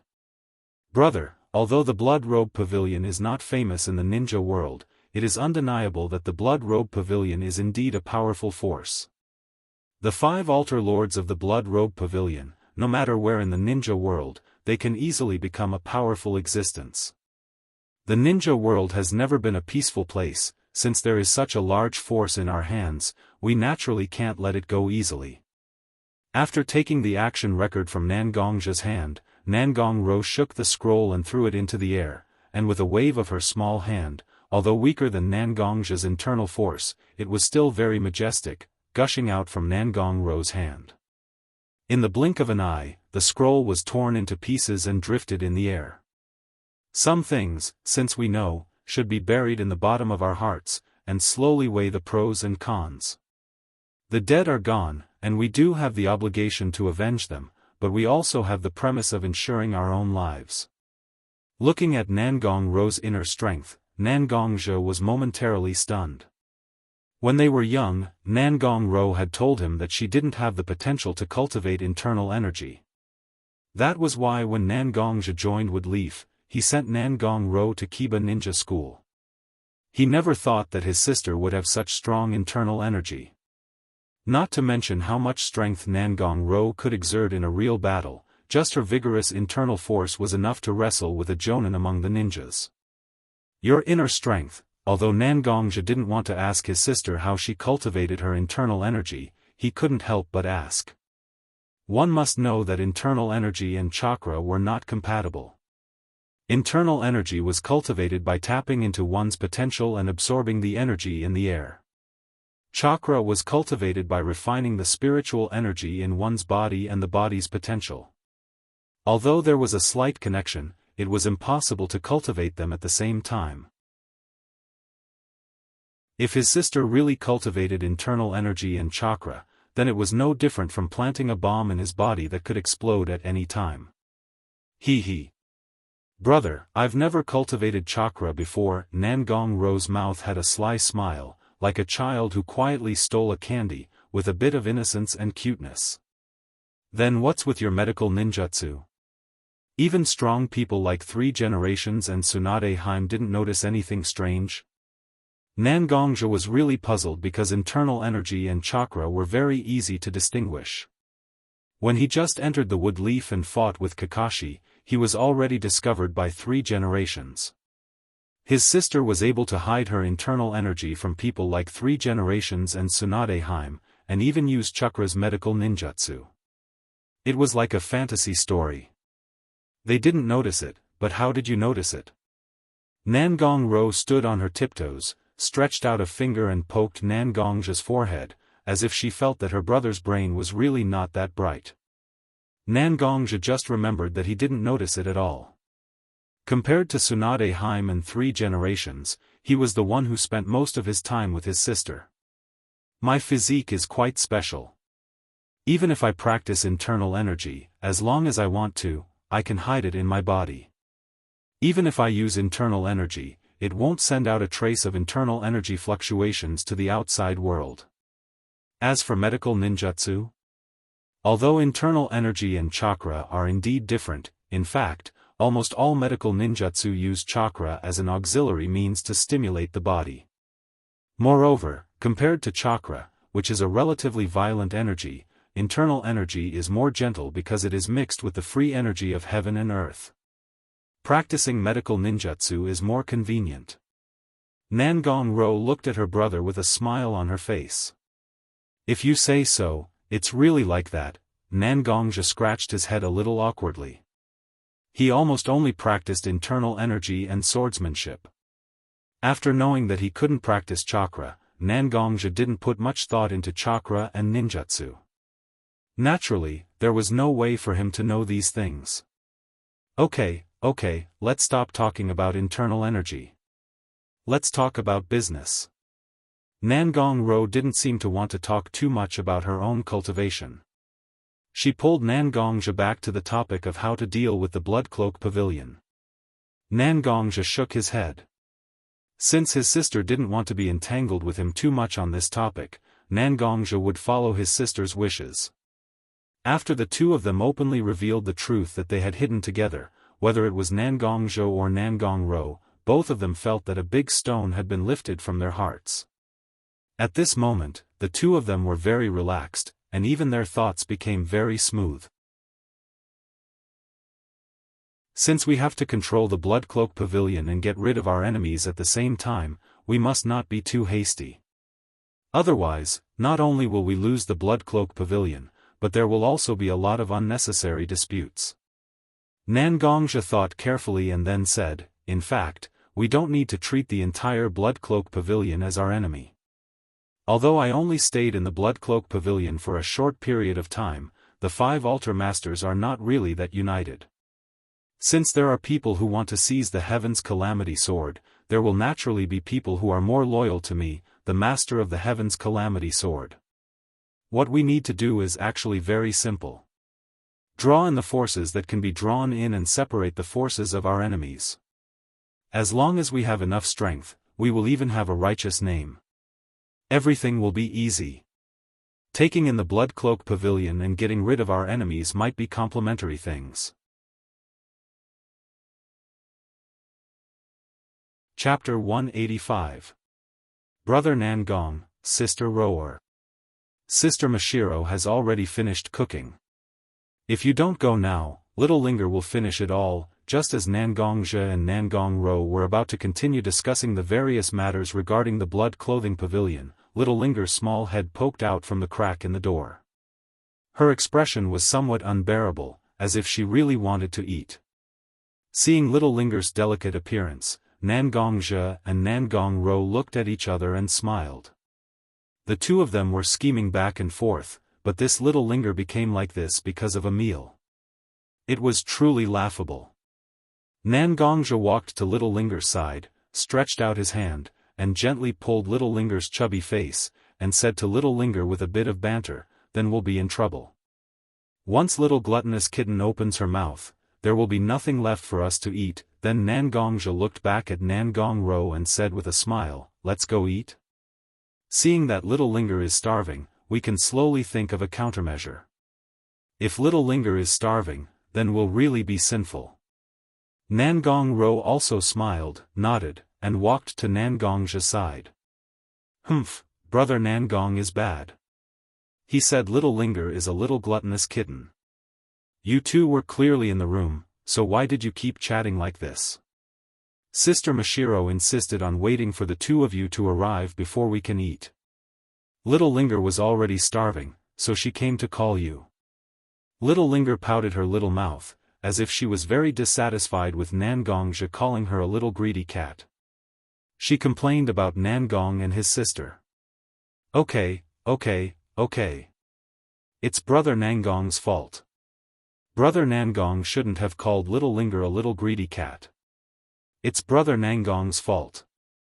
Nangongzhe squatted down so that he could look into Little Linger's eyes. Then, he admitted defeat to Little Linger. That's how it is. How can Little Linger be a greedy little kitten? Before Little Linger could finish her words, Nangongzhe had already walked past Little Linger and out of the door, leaving only his voice echoing in the air. Yes. Isn't that so? Little Linger has never been a greedy little kitten. She's clearly a big greedy kitten. Brother Nangong, stop right there. After hearing Nangongzhe's words, Little Linger ran towards Nangongzhe with her pair of short legs. She bared her fangs and brandished her claws, obviously wanting to make her brother Nangong suffer and force him to change his words. Brother, you're already an adult, but you're still acting like a child. Looking at Little Linger playing with Nangongzhe and Little Linger who was choked by Nangongzhe, Nangongro laughed very happily. There was not a trace of the calm and serious appearance that she had when she was explaining the truth and discussing strategies with Nangongzhe. A smile bloomed on her face, as if warm sunlight suddenly fell on a snowy mountain that never melted all year round, and the ice and snow silently melted just like that. Her brother was still her brother after all. Time passed quickly, and Nangongzhi had already been in the Lion tribe's alternate dimension for nearly a month. Nangongzhi estimated that many of the middle-level and high-level cadres of the Blood Cloak Pavilion should have already arrived, so he left the Lion tribe's alternate dimension under the gazes of the three girls. This time, when everything was settled, Nangongzhi would definitely bring his sister, Mashiro, and little Linger out of the Lion tribe's alternate dimension. Nangongzhi did not have the heart to let them stay in the Lion tribe's alternate dimension without any trace of human habitation. Looking at the symbol of the Blood Cloak Pavilion, the senior banishment's blood cloak, Nangongzhi picked it up and held it in his arm. He then pushed open the door of the chief's office and walked out. After taking a few steps, Nangongzhi had already met Elder Qingmu, the altar master of the Greenwood altar, who was in charge of logistics. "Chief." When he saw Nangongzhi, Qingmu solemnly bowed to Nangongzhi. "Altar Master Qingmu, there's no need to be so formal. After all, I haven't officially completed the ceremony to succeed the chief of the Blood Cloak Pavilion, so it's better not to be so formal." Nangongzhi looked at Qingmu and smiled very gently. "It's just a ceremony. Chief, it's only a matter of time before you become the leader of the Blood Cloak Pavilion. Since that's the case, there's no need to be so formal." Qingmu didn't listen to Nangongzhi's words. He was still very strict with his etiquette. Nangongzhi did not want to be too entangled with Qingmu on such trivial matters. Since Qingmu insisted on bowing, Nangongzhi did not need to stop him. "How's the preparation for the ceremony going?" Nangongzhi asked the question he was most concerned about. "The preparation work is basically completed. All the middle-level and high-level cadres have also gathered. If there are no accidents, the ceremony will be held tomorrow." Qingmu naturally did not need to hide such a serious matter, so he truthfully reported to Nangongzhi. "Thank you for your hard work, Altar Master Qingmu. The ceremony is very important. Please take care of it, Altar Master Qingmu." Nangongzhi bowed slightly to Qingmu. "There's no need for that, Chief. This is what I should do." Qingmu slightly pushed aside, and a disciple in Qingmu's uniform came to his side. He whispered a few words in Qingmu's ear and turned to leave. "Chief, I still have many trivial matters to attend to. If you don't mind, could you?" "Of course. I just saw Altar Master Qingmu and went to disturb you for a moment. Since you have important matters to attend to, I'll naturally prioritize them," Nangongzhi said with a smile. "Thank you for your understanding, Chief. I'll take my leave now." "Go ahead, Altar Master Qingmu." The conversation between the two ended. Qingmu also turned and left, leaving Nangongzhi standing in the same place. His eyes were empty, and there were many thoughts running through his mind. Among the 5 elements Altar Masters, Altar Master Qingmu was the oldest. He wondered what his position was in the various matters. Although the conversation earlier was very casual, Nangongzhi still felt that even old man Qingmu, who was the closest to him, was not willing to become someone else's subordinate. There was still a long way to go before he could subdue the Blood Garment Pavilion. Moreover, one of the Altar Masters had a grudge against Nangongzhi.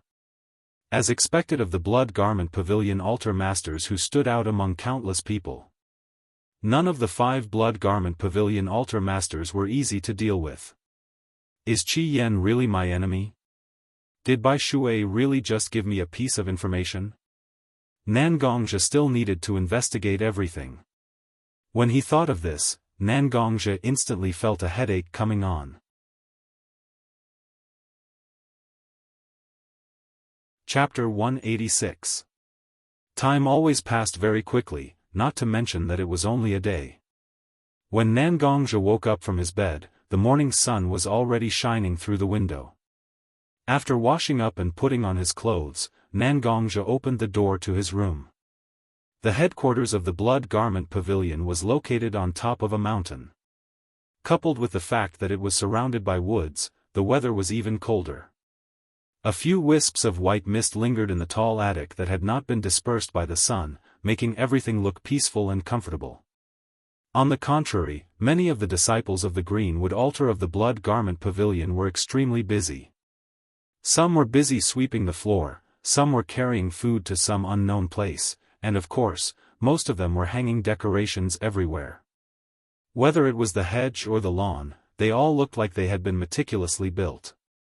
Your Excellency, Nangongzhe was lost in thought as he watched the busy disciples.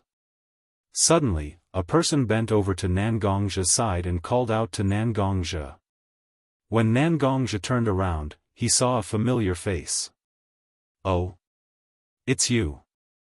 The person who called out to Nangongzhe was the waiter who had been with old man Qingmu in the tavern. Altar leader Qingmu asked me to guard your room. If you wake up, I'll come to your side and be your guide. Thank you, altar leader Qingmu. There are still many roads in the Blood Garment Pavilion that I don't know. If you can be my guide, it'll naturally save me a lot of trouble. Nangongzhe smiled. Obviously, he felt that it was not bad to have such an acquaintance guide him. In that case, please follow me. Don't forget to bring the symbol of the Blood Garment Pavilion, the blood garment. We'll have to use this dress for the succession ceremony later. The waiter looked around Nangongzhe and realized that Nangongzhe did not bring the blood garment, so he reminded him. Thank you for reminding me. I really didn't bring my bloody clothes with me. Nangongzhe patted his head as if he had forgotten about this matter. He quickly ran to his room and picked up the neatly folded bloody clothes. At this time, the servant also handed over a small box with exquisite workmanship.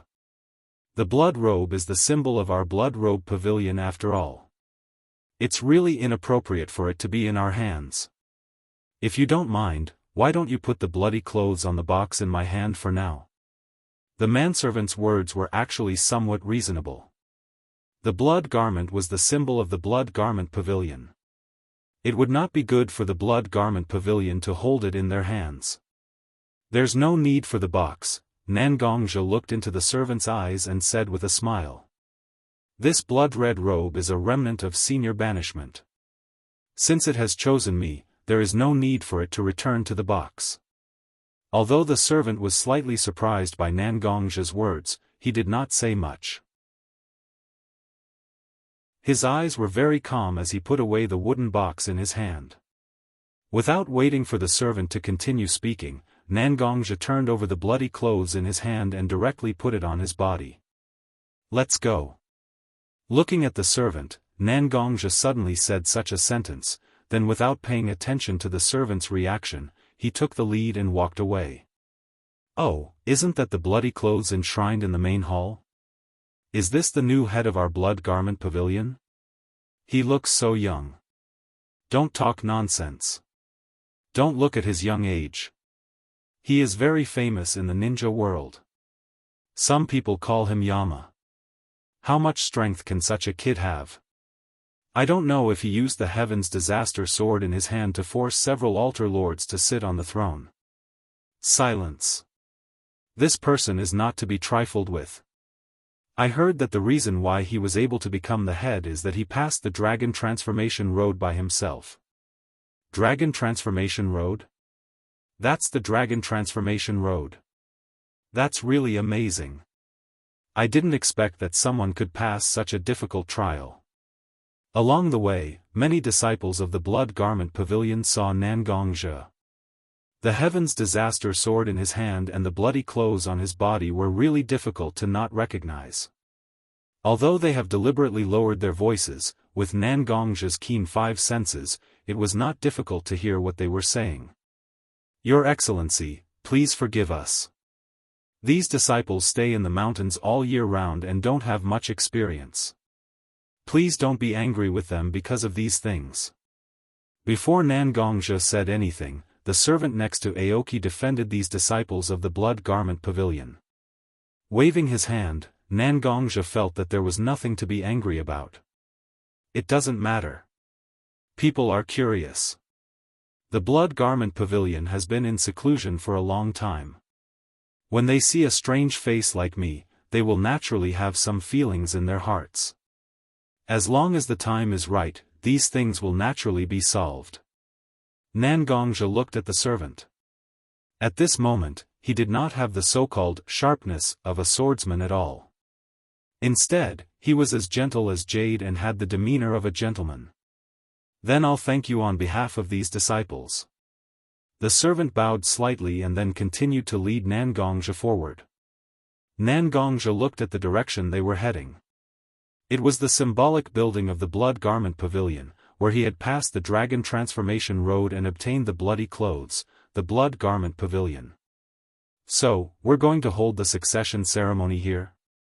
Nangongzhi pointed at the many beautiful flags with the Blood Garment Pavilion's logo hanging on the window frame and a huge round platform in front of the Blood Garment Pavilion that did not originally exist. Yes, the 5 altar masters are already here. Your Excellency, you can go and find them. I'll take my leave for now. After the servant bowed to Nangongzhi, he turned around and left. However, for some reason, Nangongzhi looked at the huge platform in front of the Blood Garment Pavilion and felt a little uneasy and nervous. How many years had it been since Nangongzhi felt this way? Today's schedule was quite tight, so Nangongzhi did not have the time to think so much. Therefore, he lifted his foot and walked into the Blood Garment Pavilion's attic. The 5 altar masters were sitting together and seemed to be discussing something. After Nangongzhi walked over, the 5 altar masters naturally noticed Nangongzhi's arrival. They all stood up and bowed to Nangongzhi. What are you guys discussing? Nangongzhi was slightly curious. We're actually discussing the speech you should give when you succeed as the head. We already have a draft. If Your Excellency thinks it's suitable, we can pass this speech. As he spoke, Ho-Tu handed a stack of papers to Nangongzhi. Chapter 187. Nangongzhi looked at the thick script and didn't say anything. He just slowly flipped through it. The altar masters didn't say anything. They were waiting for Nangongzhi to finish reading the draft and see if he had any comments. It didn't take long for Nangongzhi to finish reading the script in his hand, but his expression was indescribably strange. Although the script wasn't bad, it was long-winded, and there were many meaningless words that were repeatedly piled up. Nangongzhi really didn't know what to say. This script. Nangongzhi handed the thick script in his hand back to Ho-Tu. Although there's no problem, it's a bit too cumbersome. Nangongzhi said, but he also remembered the time when he was still in Konoha, every time he gave a speech to Hokage-sama, and then he thought about the state he was in every time he listened to Hokage-sama's speech. He couldn't help but feel conflicted about this tedious speech. You see, I'm just saying that a long-winded script is definitely unbearable for the head seat. You all just don't listen, you all insist that this is the only way to highlight the prestige of the head seat. Hearing Nangongzhi's words, Akame immediately came out and said anxiously. Looking at Akame's rough appearance, Nangongzhi really couldn't connect such a person with the image of hiring ninjas to kill a village and snatch the Heaven's Calamity Sword. Is there something else hidden, or is this a careful disguise? Nangongzhi couldn't tell at the moment, maybe more time is needed to test it. I wonder what the head seat thinks. Ho-Tu, who has always been steady, also asked. This succession ceremony is actually equivalent to letting the members of the Blood Cloth Pavilion know me as the new head seat, so there's no practical significance in saying so many flowery words. I also have some scripts in my mind, if you don't mind, I'll go on stage myself. Nangongzhi said his opinion one by one. Head seat, although the succession ceremony is an internal event, it is also extremely important. It's not that I don't believe you, but there should be no loopholes in the speech. Aoki suddenly said. Of course, I will definitely not let you down. The Blood Cloth Pavilion is not only your Blood Cloth Pavilion, but also mine, Nangongzhi's Blood Cloth Pavilion. Hearing Nangongzhi say this, the altar masters had nothing to say. They all saluted Nangongzhi, then went out one by one to supervise the layout of the venue. Only Nangongzhi remained, watching the Blood Garment Pavilion's disciples busying themselves with the ceremony. No one knew what he was thinking. Not long after that, it was already late, the Blood's Pavilion's SSSSSSSSed. Nangongzhi didn't show up, he just stayed inside the attic. Many people took their seats, and the 5 altar masters of the 5 elements altar were already standing on the round platform that Nangongzhi had been looking at for a long time.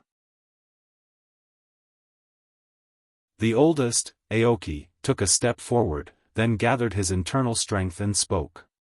"Thank you for putting down your many things and coming to the headquarters of the Blood Cloth Pavilion." Aoki's slightly old voice became extremely loud under the influence of his internal strength. Even Nangongzhi, who was inside the attic, could hear it clearly. "My Blood Cloth Pavilion has always existed as a hidden force in the ninja world. We have never fought for hegemony or bullied the weak. We are just like the beginning, an organization established by a group of internal strength cultivators for self-protection. All our actions are carried out for self-protection. This has always been our purpose. However, the Blood Cloth Pavilion has always been incomplete.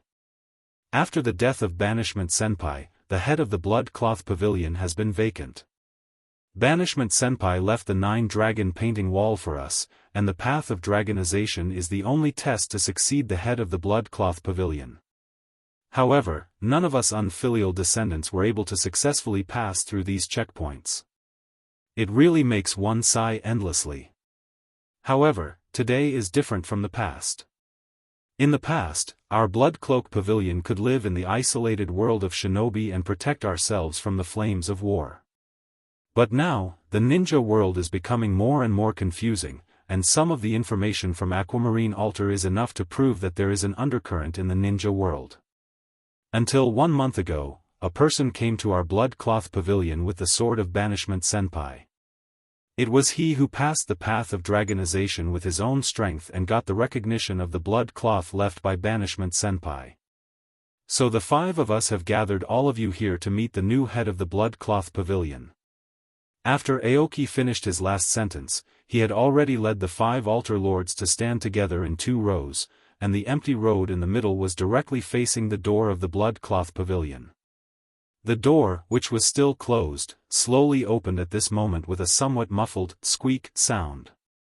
A person was standing inside the door. The figure was slightly thin and wore a blood-red brocade robe. His black hair was soft and low, almost touching his shoulders. He was holding a very simple-looking black sword in his arms. But these couldn't compare to the eyes of the person.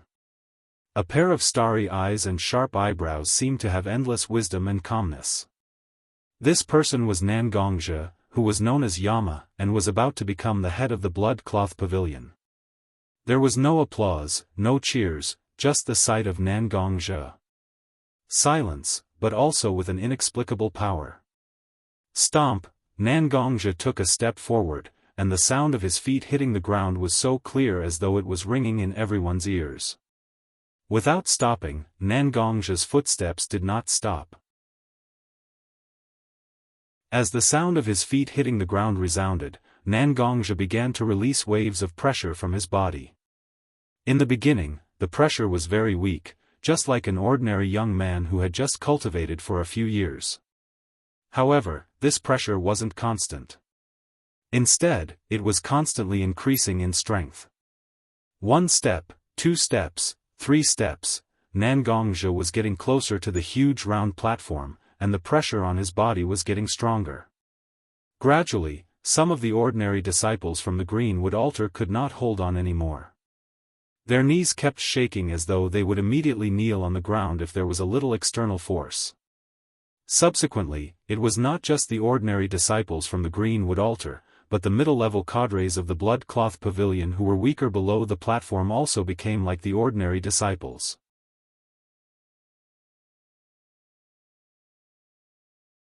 Chapter 188.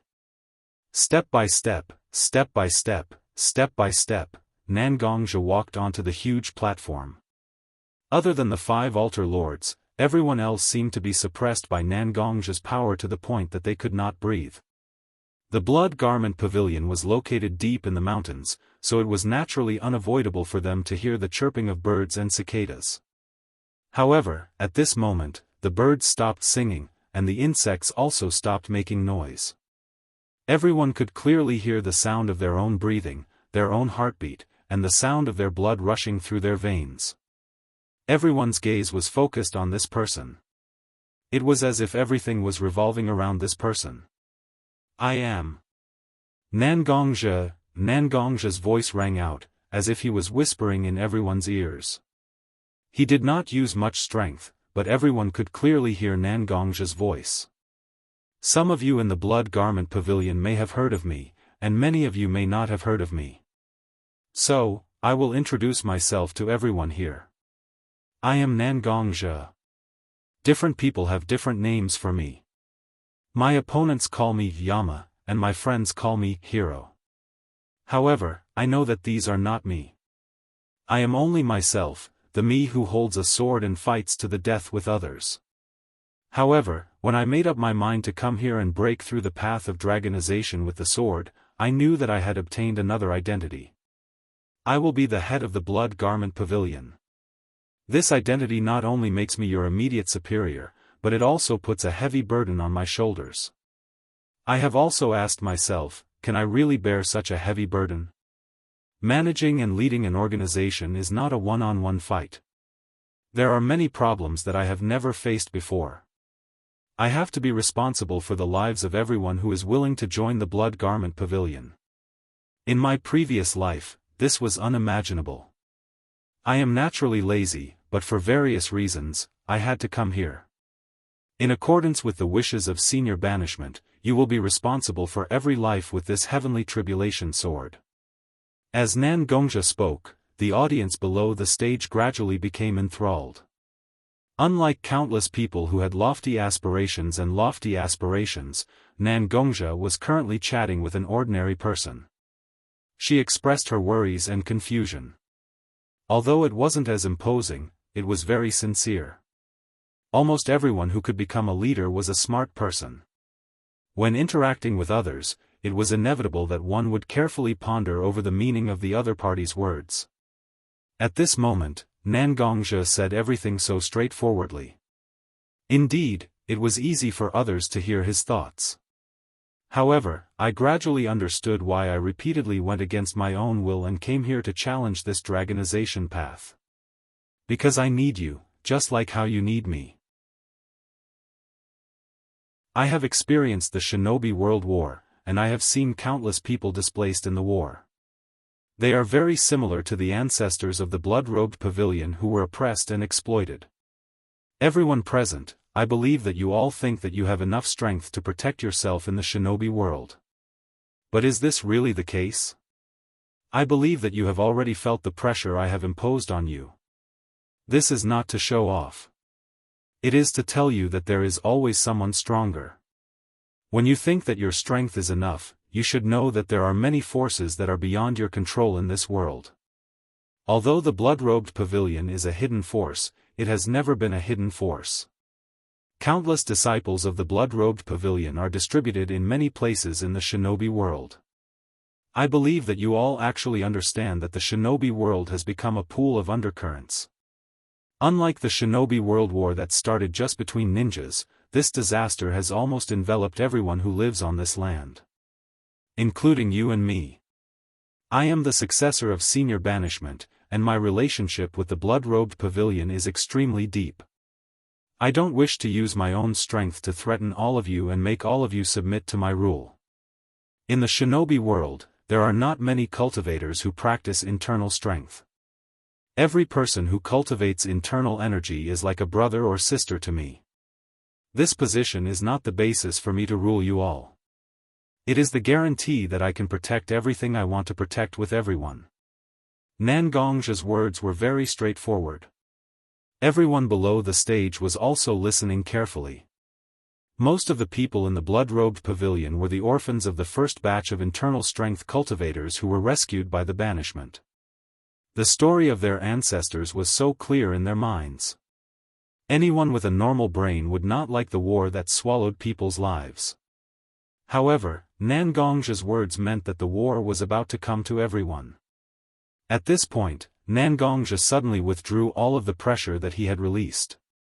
Many disciples with lower cultivation levels directly sat on the ground as their knees went soft. I'm not good at talking. Originally, the 5 altar masters prepared a very thick speech for me. There are many valuable words in it, many words that can prove my authority. However, I don't want to treat you like this. That's all I have to say.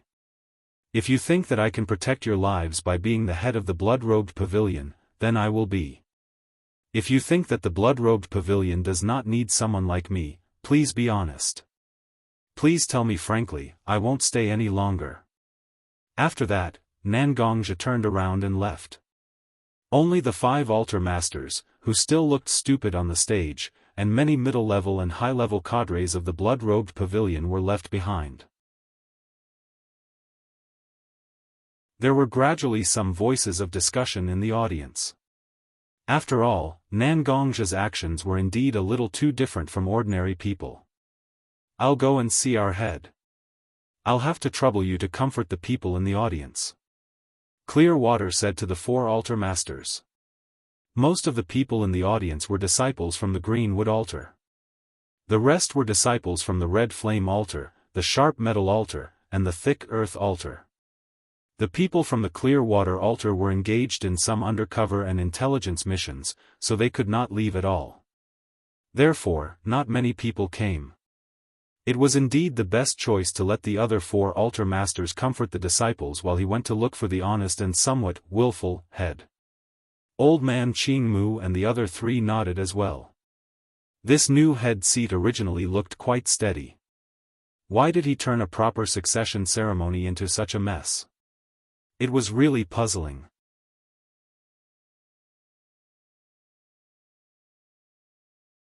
Chapter 189. Knock knock. There was a light knock on the door of the Blood Clothing Pavilion's head office where Nangongzhi was. Bai Shui stood in front of the door, waiting for Nangongzhi's response. Please come in, Nangongzhi's lazy voice came from the office. Bai Shui's lips curled into a smile as she opened the door and looked at Nangongzhi.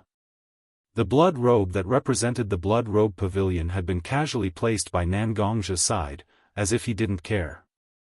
You've really created quite a bit of trouble for us, our new Lord Head. Bai Shui's words were somewhat reproachful, as if she was criticizing Nangongzhi's actions. However, there was still an indescribable smile in her eyes, as if she was very appreciative of Nangongzhi's actions. Is it very troublesome? If you can't even solve such a small matter, then how did you all become altar masters who are second only to one person and above thousands? Nangongzhi looked at Bai Shui and said with a hint of ridicule. Of course we can solve such a small problem, but it's really annoying to have such trouble appear out of nowhere. Bai Shui took a few steps forward so that she could lean on Nangongzhi's desk. Her beautiful figure was displayed in front of Nangongzhi. Unlike Mashiro and Nangongro who were still young and tender, Bai Shui was simply like the most delicate flower, displaying her beauty. Bai Shui's face was almost pressed against Nangongzhi's face, her hot breath from her nose and mouth hitting Nangongzhi's face. The head's speech just now was indeed a good speech in a certain sense. It's simply like a challenge letter with the fiercest words. It's just short of pointing at our noses and cursing the disciples of the Blood Garment Pavilion as trash. Unable to ensure your own safety, we are waiting for a lazy person like you to come and save us from the fire and water. You are really arrogant, our Lord Head. Nangongzhi moved his head back, as if he didn't want to maintain such a position that could easily be misunderstood by others. He said indifferently, I don't think it's nonsense. I don't think I'm spouting nonsense. The relationship between me and the Blood Garment Pavilion is one of mutual benefit. Indeed, these are all facts. But if you make it so clear, how awkward will it be? Bai Shui reached out her hand and flicked Nangongzhi's head, as if she was teaching her disobedient little brother. Nangongzhi didn't know how long it had been since he was treated like this, but after being flicked on the head by Bai Shui, Nangongzhi didn't feel any resistance. Instead, he felt that Bai Shui's actions were natural. It was really strange. Okay, I won't waste time here with the head. Anyway, with the head's temper, I think he won't listen to my nagging. I'd better go back and appease those disciples who were ridiculed by the head's seat together with those fools. Bai Shui said, no longer leaning on Nangongzha's desk. She waved her hand without looking back and walked out of Nangongzha's office. Bai Shui. Who are you? Nangongzha seemed to be asking Bai Shui, but also seemed to be asking himself. Bai Shui gave Nangongzha a very strange feeling. How is our Lord Head? Aoki asked when he saw Bai Shui coming over. Alas! Bai Shui sighed, as if she was very disappointed. He didn't regret it at all. This is really... Was our decision to let him go on the dragonization path wrong? Aoki seemed to regret letting Nangongzha challenge the dragonization path and giving Nangongzha the opportunity to become the head of the Blood Cloth Pavilion. In fact, there is nothing wrong with what he said. We do need his help to really set foot in the ninja world. His reputation. His strength is what we need. Although his actions today were reckless, it isn't bad news for us. The Blood Cloth Pavilion has been under the management of the 5 Altar Lords. Even in the early days of its establishment, the Banishment Elders didn't want to reach their hands into the power of the Blood Cloth Pavilion. Since Nangongzha has disappointed us so much, then we will treat him as a clay statue. We will just treat him well. Bai Shui didn't seem to mind that Nangongzha didn't know how to manage the Blood Cloth Pavilion. On the contrary, she was somewhat glad that Nangongzha didn't know how to manage the Blood Cloth Pavilion. Bai Shui is right. That boy named Nangongzha doesn't seem so reliable. Since he is willing to lose such an opportunity to win over so many disciples of the Blood Garment Pavilion, then we don't mind making him a mere figurehead. Let him stay here obediently. Akame was the first to jump out and agree with Bai Shui's point of view. She looked at Bai Shui with a pair of eyes full of a kind of flattery. That's the only way. Since he is so useless, he can't blame us for treating him like this. Aoki shook his head, as if he was very disappointed. He no longer discussed with the other altar lords and turned to appease the disciples of the Blood Cloth Pavilion. Seeing Aoki leave, whether it was Rui Jin or Ho Tu, in fact, tacitly agreed to Nangongzha's attitude, so the remaining 4 altar lords also left.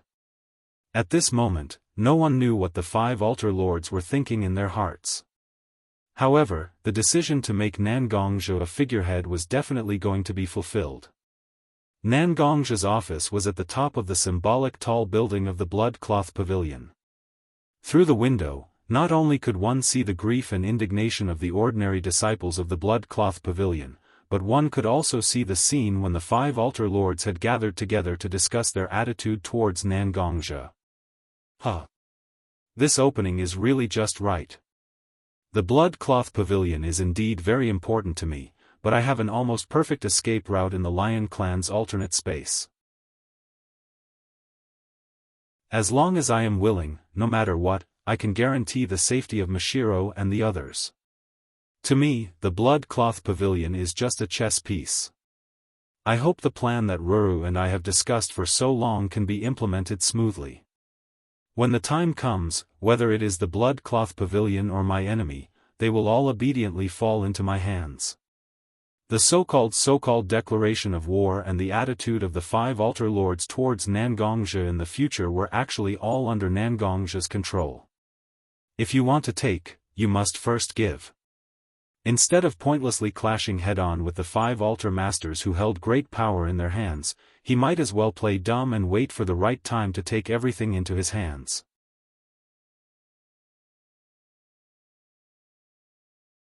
Chapter 190. Pa! A crisp sound came from the window of Nangongzha's room. At the same time, there was the sound of glass shattering. Nangongzha! What right do you have to succeed the position of the head of the Blood Garment Pavilion? You were just lucky enough to pass the path of dragon transformation.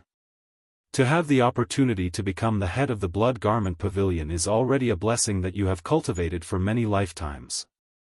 You actually dared to belittle the Blood Garment Pavilion in public, as if you are very unwilling to become our head. Why don't you come out and face your death?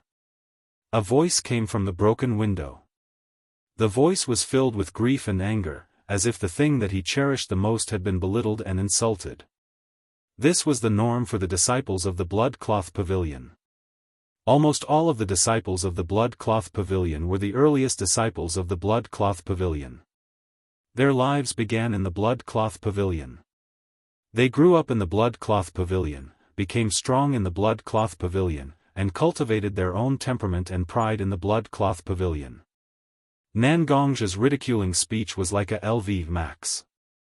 He slammed the disciples of the Blood Cloth Pavilion to the ground and even stepped on them a few times. Nangongja even felt that this group of people had come a little late. It seemed that the appeasement of the 5 altar masters had a little effect. Looking at the angry disciples of the Blood Cloth Pavilion standing at the entrance of the courtyard where he lived, and a few of them seemed to have responded to his call to follow behind the disciple, Nangongja could not help but feel a little funny. Although these people were about the same age as him, and might even be a little older, they did not seem to have much experience in dealing with people. She didn't know who instigated it, but she stupidly became a target that pushed her and ruined her reputation. Nangongja raised his Heaven's Disaster Sword and put the Blood Cloth Pavilion on his shoulders. Then, he jumped out of the broken window. Originally, when the disciples of the Blood Cloak Pavilion smashed the windows of Nangongja's residence, they were secretly delighted that their prank had succeeded. They were also relieved that Nangongja had not come out to look for them. After all, the pressure that Nangongja released during the enthronement ceremony was something that everyone could feel. How could such a person be defeated by his disciples? Therefore, when Nangongja jumped out of the broken window and stood in front of them, Nangongja was stunned. The few of them couldn't help but follow the instinctive actions of their bodies and take a step back. Nangongja noticed their actions. Nangongja couldn't help but sneer at them. He placed the Heavenly Calamity sword on the ground and placed his arms on the hilt. His eyes looked down at the disciples of the Blood Cloth Pavilion with a hint of mockery and coldness in his eyes. Weren't you very fierce just now? She smashed my window, and she's still making a ruckus downstairs. Why did you take a few steps back when you saw me? When the disciples of the Blood Cloth Pavilion heard Nangongja's mocking voice, they couldn't help but blush. Under the gaze of the others, the disciple who took the lead could only try to overcome his fear. He took a few steps forward and stood in front of Nangongja. Did I say anything wrong? Although our Blood Cloth Pavilion's reputation is not well known, since you're here, you should know how powerful the Blood Cloth Pavilion is. This is the place where I was born and raised. Every word you said was an insult to the Blood Cloth Pavilion. Although I know I can't beat you, even if I have to risk my life, I will make you apologize for insulting the Blood Cloth Pavilion. The words stuttered out of the Blood Cloth Pavilion disciple's mouth. If it was just based on what he said, perhaps many people would give him a thumbs up and praise him by saying, "What a little hero who doesn't fear power." However, when they looked at the little hero's trembling legs and fluttering eyes, were these words really what the Blood Cloth Pavilion disciple wanted to say? If so, it would really be a disgrace to the little hero's name. Boy. Wanting to show off is a bad habit of every young person. This is nothing. Who hasn't been young and frivolous? However, to be used by others like a fool, are you really prepared to anger the strong? Nangongja's face no longer had the mocking expression from before. Instead, there was a trace of seriousness. Such a serious attitude made the disciples of the Blood Cloth Pavilion who came to provoke Nangongja even more flustered. Did they really do something wrong? Did they really overestimate their abilities? Was he really prepared to face the wrath of the emperor? These questions lingered in the minds of the Blood Cloth Pavilion disciples. Suddenly, Nangongja released his murderous aura. The majestic aura reminded the teenagers of Nangong's insufferably arrogant attitude when he walked out of the attic. It was like a god patrolling. Don't come over." The leading teenager actually sat down on the ground because of the pressure of the aura. Almost in an instant, his face was full of tears and snot. He kicked his legs that had become somewhat weak, only hoping that he could get farther away from Nangongja. Looking back at the blood-cloth pavilion disciples who came with him, the teenager was even more afraid when he saw that they had already disappeared. Before coming, the teenager actually knew a lot about Nangongja. This person was a famous butcher in the ninja world. During the Ninja World War, because he killed a lot of people, he was called Yama. Could a small shrimp like him really save his life in the hands of Nangongja? He didn't know where he got the strength from, but he actually stood up and stumbled to run away. Nangongja didn't stop him. In fact, Nangongja deliberately let the teenager stand up by himself. His eyes glanced at a secret place near Nangongja's residence, and Nangongja's voice came. "If you have any difficulties in the future, just come to me directly." Such a small shrimp, although I don't care about his life or death, is really troublesome. Nangongja knew that although he didn't deliberately raise his voice, the people hiding in the dark must be able to hear him clearly. Although he said that it was troublesome, did Nangongja really feel that these things were troublesome, so he let the reckless teenager go? No one knew, and no one cared.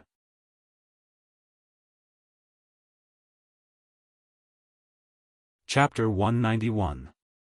Nangongja was sitting in his office, slowly reading a book that recorded some of the history of the blood-cloth pavilion. However, his slightly squinted eyes and long breathing made people feel that he was actually taking a nap. This kind of leisurely time was not as long as Nangongja imagined, because the door of Nangongja's office was violently opened. Nangongja opened his eyes in annoyance and looked at the door lock that was still half hanging on the door. He could not help but light a candle for this devastated door lock in his heart. In front of Nangongja stood a very rough-looking man. It was Qi Yan, the altar master of the Scarlet Flame Altar of the Five Elements Altar of the Blood-Cloth Pavilion. This group of little bastards actually dared to find trouble with you in the middle of the night. See if I don't teach them a lesson. We have to spank their asses so that they know what they should do and what they shouldn't do. Before Nangongja could speak, Qi Yan had already spoken first. It seemed that it was because of the group of blood-cloth pavilion disciples who smashed the windows of Nangongja's residence last night. Qi Yan, why are you so angry? Calm down, calm down. It's just a group of children fooling around. I didn't even take it to heart, so why are you acting like this? It's just a pity that the door lock of my house has been broken into such a state. Nangongja's words were neither salty nor light, which made Qi Yan a little embarrassed. He scratched his head, looking like a simple and honest person. I was so anxious that I actually broke the door of the head's room. I'll go find someone to fix it. You don't have to worry about it. After saying that, Qi Yan had already walked out of Nangongja's room. Only the somewhat broken door was left, as if it was still complaining about Qi Yan's atrocities. Qi Yan. Nangongja laughed for no reason, not knowing if he was laughing at Qi Yan or someone else. After the young Bloody Garment Pavilion disciples smashed Nangongja's window last night, the 5 altar masters seemed to have strengthened their supervision of the disciples. No one dared to provoke Nangongja again. Just like that, the days passed peacefully. Nangongja also gradually participated in the management of the Blood Garment Pavilion. Although it was said that he was involved in the management, it was actually just Nangongja attending the regular meetings of the altar masters. To the altar masters, it was just another stool at the side of the table. Since the altar masters had already made up their minds to treat Nangongja like a clay statue, they had to act with an attitude that wouldn't affect anything. The meeting was mainly presided over by Old Man Aoki. Perhaps because of his old age, Old Man Aoki spoke like the 3 generations Hokage of Wood Leaf. Not only Qi Yan, but even Nangongzhe was yawning again and again. The Akatsuki organization of the Rain Country has made a commission to our Blood Garment Pavilion. They hope to send a strong person to carry out a mission with them. Qi Yan, Rui Jin, who are you going to send? Old man Aoki said to Qi Yan and Rui Jin. This mission was obviously a bit difficult. Ordinary Blood Garment Pavilion disciples couldn't carry it out, so old man Aoki brought it up at the altar master meeting. Akatsuki organization? Hearing this name, Nangongzhe couldn't help but be excited. A long time ago, Nangongzhe and Jiraiya went to Mount Mayaboku, one of the 3 holy lands, for various reasons. At that time, Li Yang and Toad Sage had a secret talk for a while. At that time, Li Yang didn't tell Nangongzhe the reason, but later, he revealed a little bit of information to Nangongzhe. That person called Jiraiya will receive a disciple who will save the shinobi world in the future. That is, the so-called Child of Prophecy. After Nangongzhe learned about this, he collected a lot of information about Jiraiya. Originally, the relationship between Nangongzhe and Shina Kushina was not bad. When he was entrusted by the 3 generations to take care of Shina Kushina and her son, Nangongzhe also got a lot of information about Jiraiya. One of them was that Jiraiya once received 3 disciples in the Rain Country, and these 3 disciples were the founders of the Akatsuki organization. He heard that one of them was killed by the demigod Hanzo the Salamander. Now it seems that 2 former disciples named Nagato and Konan are leading the Akatsuki organization. What's more, Itachi Uchiha, his ally, joined the organization after leaving the Wood Leaf. This really piqued one's interest. Oh? Have you heard of this organization? Aoki saw that Nangongzhe actually blurted out the name of the Akatsuki organization, and couldn't help but ask. Indeed, this Akatsuki organization does have a little bit of relationship with me. If you don't mind, let me take care of this Akatsuki organization's commission, right? Nangongzhe stood up and said to the other 5 altar lords. Originally, several altar lords have their own affairs, such a commission must be carried out by an altar lord, and it won't be mentioned in the altar lords meeting. Since Nangongzhe wants to solve this problem, isn't it just right? No objection, since the seat lord wants to go, then naturally we will give it to the seat lord. Akame was the first to express her opinion, as if she was worried that Nangongzhe would go back on his words. Since the seat lord wants to go, then naturally there is no problem. With the seat lord's strength, dealing with such a small task is naturally easy. Bisui also nodded and said to Nangongzhe in agreement. Although Rui Jin and Ho Tu didn't speak, they also nodded their heads and agreed with Nangongzhe's proposal. Letting Nangongzhe go out for a period of time was naturally good for the altar lords.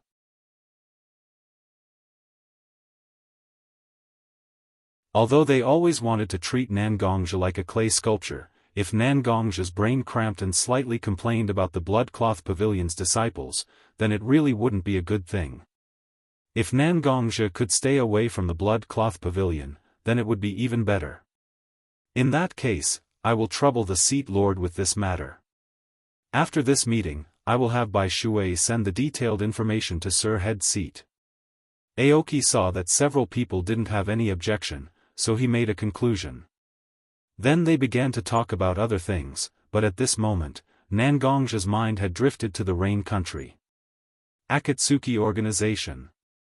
Although it was inconvenient to communicate with him, Nangongzhe still had some information about this organization. It was really interesting.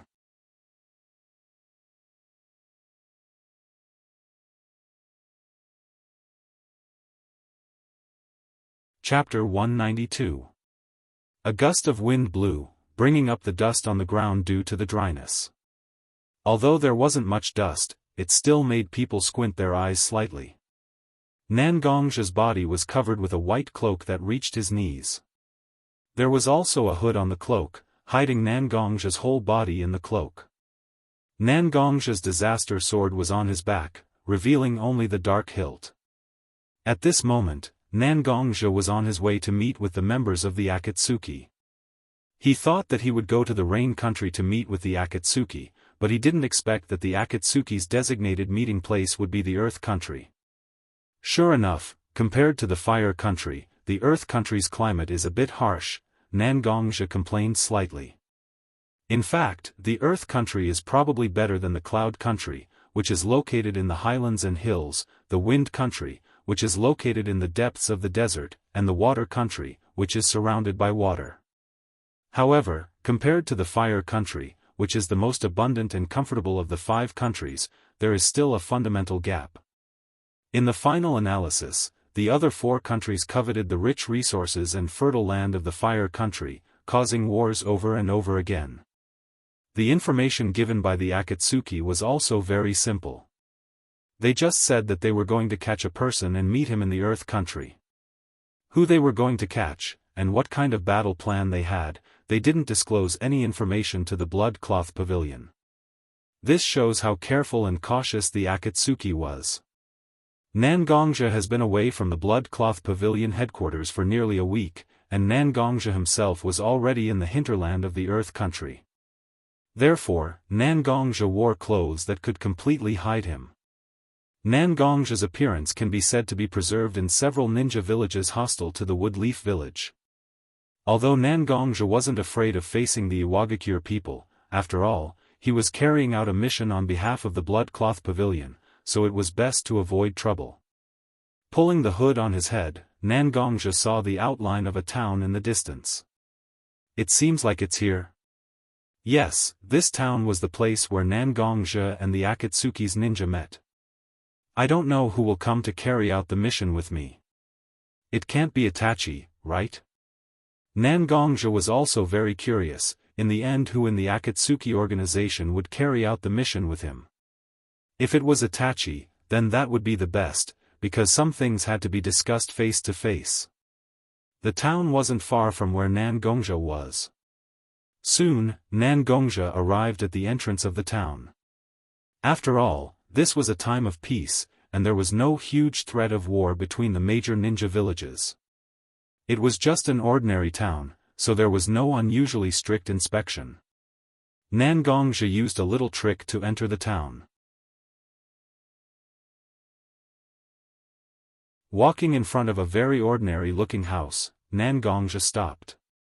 His eyes narrowed slightly, looking at this very ordinary-looking house very seriously. 1, 2, 7, 14. It's really a tight guard. The Akatsuki has a big plan. In the hinterland of the earth country, they can still bring so many ninjas and set up so many hidden sentries. Who do they want to catch? Is it possible that they want to catch the granddaughter of that old man Inoki? Yes, Nangongzhi was observing the layout of the hidden sentries here. Just a rough observation, Nangongzhi has already found 14 hidden sentries. Among them, the lowest ninja was an elite chunin. If such people were thrown out to set up hidden sentries, then how strong would the real combat unit be? Moreover, this is the hinterland of the earth country. With such a large number of ninjas, it's not so simple to hide from the eyes of the Umbu of Iwagakure. Although Nangongzhi was very surprised, he was not intimidated to the point of not daring to act. Nangongzhi directly put his hand on the door of the house, and with a force, the door was directly opened by Nangongzhi. At the same time, several shadows flashed from the shadows. These ninjas arranged by the Akatsuki to guard the house didn't have the intention to talk to Nangongzhi. They directly took out their kunai and rushed towards Nangongzhi. Is this how the Akatsuki treats their guests? Nangongzhi snorted softly, and his momentum was released without any concealment. Although the ninjas guarding the house were strong, but compared to Nangongzhi, they were a lot worse. They were directly intimidated by Nangongzhi's momentum, and even their knees began to tremble slightly. The door of a house in the house was opened, and a female ninja with long purple hair came out. Step back. Although the female ninja's voice wasn't soft, the slightly magnetic voice made people feel that she must be a mature ninja with an extremely firm mind who is used to seeing storms and waves.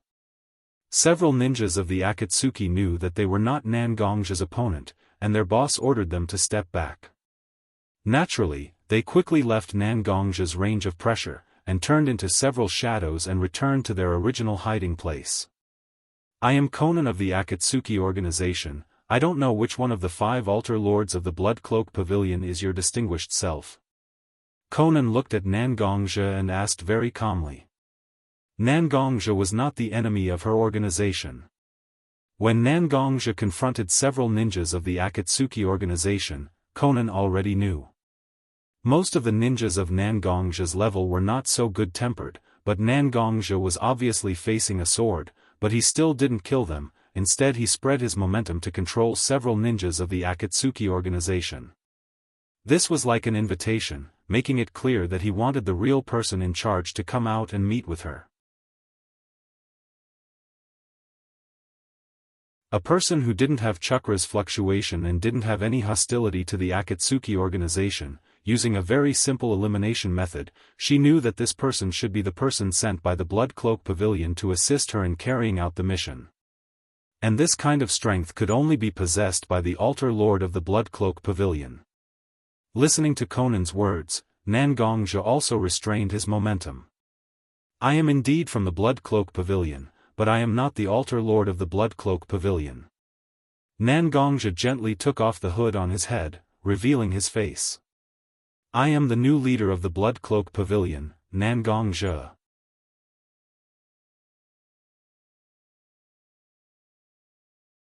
Chapter 193.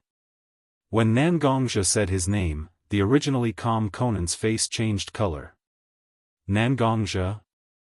Nangongja from Konoha, who is known as Yama? Conan looked at Nangongja with a slightly hostile gaze. It seemed that Conan was not so friendly to Woodleaf, and even had a bit of resentment. Woodleaf? That's already in the past. When Danzo made a move on my family, I no longer thought of myself as a Woodleaf ninja. Woodleaf and I have a mutually beneficial relationship. Since they are not benevolent, then I can only be unrighteous with them. Nangongja shook his head, and a strange color appeared in his eyes. Conan saw it very clearly. It was a look of resentment, a look of grief and indignation. It was the same look she saw in the mirror every day. I have no interest in all the dirty things between you and Woodleaf. Since you are here on behalf of the Blood Cloak Pavilion, then just carry out the mission with us. As the Nangongja, I recognize your strength very much. Conan said such a sentence indifferently, then turned around and left, returning to the small room where she was just now. She's not cute at all. Nangongja mumbled. Whoosh. The sound of air being torn apart instantly sounded, and a snow-white shuriken shot towards Nangongja. Although the speed of the shuriken was very fast, it was still very ordinary for Nangongja. Nangongja stretched out his hand, and the sharp white shuriken was already in his hand. The texture of the white shuriken was very strange. It was simply folded from white paper. Be careful when you talk next time. It's very impolite to talk behind people's back. Conan's voice came so leisurely. Although it was still dull, there was a feeling of anger unique to a young girl. Paper release? Nangongja's fingers slightly rubbed the white paper shuriken in his hand, thinking of the scattered information he collected about Conan and Nagato. This ninjutsu seemed to be practiced under the guidance of Jiraiya. Using white paper to perform ninjutsu was originally just a small trick, and it had not yet become a release technique. But with Conan's talent, this ninjutsu using white paper became more and more mature, and now it can be called a release technique similar to a secret technique. If even Conan can do this, then how powerful is Nagato, who is rumored to be more talented than Conan, at this moment? Nangongja didn't know, because the information he knew was very scattered. Just a little bit of information about Conan and Nagato was the result of Nangongja's hard work. The legendary Child of Prophecy. I wonder which disciple of Jiraiya is he? Conan? Nagato? Or the fourth Hokage who has been wandering in the ninja world with almost no news about him, Watergate? Forget it, forget it. These things are too far away for me to care about. Nangongzhi had never believed in fate, gods, or Buddhas. Even the sage of the six paths, known as the ancestor of all ninjas, was not born holy.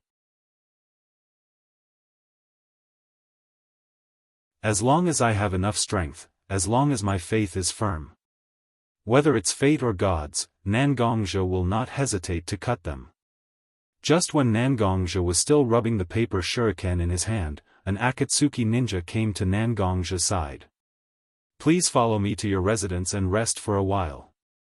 Knowing that Nangongzhi was an external aid invited by their organization, the Akatsuki ninja became more respectful. This is the shinobi world. No matter how much you complain about a person in your heart, you can't ignore it.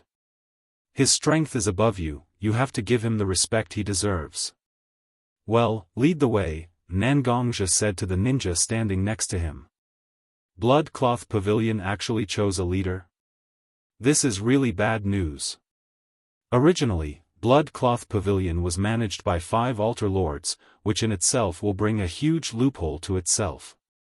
Nagato and Uchiha Madara originally planned to use some means to pull the power of Blood Cloth Pavilion into the Akatsuki. Who would have thought that this Nangongzhi would pluck the peach instead? It seems that these things need to be discussed at length. Conan's mouth whispered slightly. Although Blood Cloth Pavilion was a hidden force, Conan was still very clear about their situation. Such an organization was only a little weaker than the Akatsuki on the surface. Nagato and Uchiha Madara have been envious of it for a long time. Blood Cloth Pavilion's loose management system also provided an opportunity for the Akatsuki to annex Blood Cloth Pavilion. Originally, the one who was sent to carry out the mission with the Akatsuki was supposed to be an altar lord of Blood Cloth Pavilion. With all kinds of arrangements, Conan was confident that she could pull that person into the Akatsuki. But Nangongzhi came, with the identity of Blood Cloth Pavilion's leader. All of this really disrupted the Akatsuki's plan. Conan stretched out her hand and waved it on a piece of paper in front of her. The white paper immediately moved on its own, but in the blink of an eye, the letter had already turned into a 1,000-paper crane. She held the paper crane in her left hand, and made a hand seal with her right hand, and chakra instantly poured into the paper crane. The paper crane wobbled and waved its white paper wings, and it seemed to adapt to the flight for a while, and then it was slightly pushed out of the window by Conan. Fortunately, my main mission this time is not to take Blood Cloth Pavilion under my command, but to take another person. I will pass the message to Nagato first, and the rest will be handed over to Nagato and Uchiha Madara. A week of long journey indeed made Nangongzhi's state slightly worse. After a little rest in this house, Nangongzhi felt that he had almost recovered, but his door was knocked by the Akatsuki's ninja. Nangong-sama. Conan-sama said that everything is ready, and asked you to come and discuss it. Finally. Is it time to get down to business? Nangongzhi was really bored in this house, and he already had the idea of starting the mission early, and then leaving as soon as possible. After all, this was the hinterland of the Earth Country, plus he had to assist the Akatsuki in carrying out the mission. In order to prevent his whereabouts from being leaked, Nangongzhi could only stay in the house every day.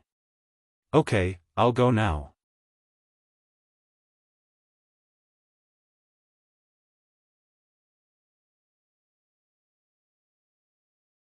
Chapter 194. Nangong-sama, I can only lead you here. Conan-sama and several other sama are already waiting inside. The Akatsuki ninja who led the way was just an ordinary member, so he couldn't enter the meeting room. He could only lead Nangongzhi to the entrance of the meeting room. It's okay, you can go. I'll trouble you to take care of me these past few days, I'll put in a few good words for you. The ninja who led the way had been taking care of Nangongzhi's life these past few days, and he took care of him seriously. Nangongzhi felt that it was necessary to give him some praise. Thank you, Sama. Sure enough, he heard Nangongzhi's words. The ninja who led the way for Nangongzhi instantly beamed with joy, and looked at Nangongzhe with eyes full of gratitude. Waving his hand, Nangongzhe indicated that the ninja can leave first. Straightening his lapel and brushing his somewhat messy hair, Nangongzhe opened the door of the meeting room. Before Nangongzhe could greet Conan, a person's voice suddenly sounded. "It's you?" Nangongzhe looked towards the direction of the voice, and saw a ninja with silver hair who was wearing a black robe with red clouds on it, pointing his finger at Nangongzhe. In addition to shock, there was also a lot of anger. "Who are you?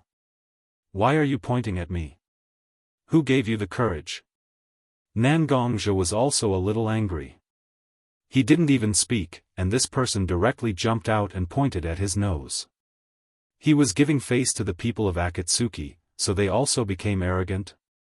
"You actually don't remember me? Very good, very good. I clearly remember that you cut off my limbs and kicked my head like a ball. This time, I'll definitely let you know how terrifying Lord Evil God is." The silver-haired ninja's face became very ferocious, as if he had gone mad. Break his limbs? Kicking his head like a ball? Why did it sound so familiar? Oh. So it's you. Nangongzhe recalled the time when he brought little Linger and Mashiro to the country of hot water. It was a bloody battlefield, as well as the young man from the Cthulhuism Society. "I didn't expect that you would still be alive after being tortured to such an extent. Do you have the life of a cockroach?" Ignoring the fact that Xiao Nan was still beside him, Nangongzhe directly used taunt on Fei Dan. "Ah! You bastard, Master Fei Duan is going to kill you. No, I want to break all your limbs and let you know the pain that Master Fei Duan suffered that day." Fei Duan was obviously infuriated by Nangongzhe's attitude. His originally abnormal nerves were now even more strung up. She didn't care that Xiao Nan was still beside her. She took out a scythe with 3 sharp blades and held it in her hand. "I'll let you have a taste of the power of the Bloody March scythe." Just as Fei Dan leaped up and stood on the table in the conference room with the scythe in his hand raised high, Conan's slightly angry voice came over. "Fei Duan. Are you done? Did I ask you to come here so that you can disobey orders and attack the teammates who are about to carry out the mission with us?" Following her voice, countless pieces of white paper also circled around Xiao Nan's body. Xiao Nan stretched out her hand and pointed, and the white paper quickly flew towards Fei Duan as if it had found its target. The clear sound of the white paper breaking through the air was enough to prove the power of the white paper. Seeing that the white paper was about to touch Fei Duan's body, the sound of metal clashing rang out. Only Nangongzhe was standing in front of Fei Duan, and the disaster sword had been unsheathed. It was Nangongzhe who blocked these attacks for Fei Duan. "I don't know what Sir is doing. I'm clearly educating the person who offended you, but Sir actually blocked these attacks for him?" Xiao Nan's face was a little cold. What was this? Someone from her organization came to help her, but in the end, he was the enemy of another person who came to help her. She was educating the people from her organization, but was stopped by an outsider? This kind of development indeed made Xiao Nan feel a surge of anger rising in her heart. "Xiao Nan, you don't have to be like this. Since Fei Duan wants to take revenge on me, let him come. Otherwise, I won't be at ease letting someone who has been watching my back carry out the mission with me. Since I can defeat him once, I can defeat him more times." With that, Nangongzhe looked at Fei Duan behind him with a mocking expression. "Don't you think so? Chinibu. F*ck your Chinibu, I'm the emissary of the evil god." "The emissary." Fei Duan raised the huge scythe in his hand and directly chopped down at Nangongzhe's head. "Don't be so anxious. This place is so small that it can't be used at all. Let's go to the courtyard and spar." Nangongzhe held the disaster sword and blocked the huge scythe that was coming at him. His expression was very relaxed, and it was obvious that he still had enough strength left. He turned the disaster sword in his hand slightly, and the bloody march scythe that Fei Duan used all his strength to chop down heavily on the table. In an instant, the huge table had been split into two. Nan Gongzha exerted strength in his legs and ran out of the meeting room. He arrived at the slightly spacious courtyard. At this moment, Fei Duan was overwhelmed by his anger. He didn't think much and directly followed Nan Gongzha to the courtyard. Those two bastards were supposed to act in secret. But now they are fighting. Once the movement is too big, it will attract the rock ninjas. What if the target is alarmed? Looking at the excited Fei Duan and the calm Nan Gongzha at this moment, Conan was very angry. Are these two people so ignorant of the overall situation?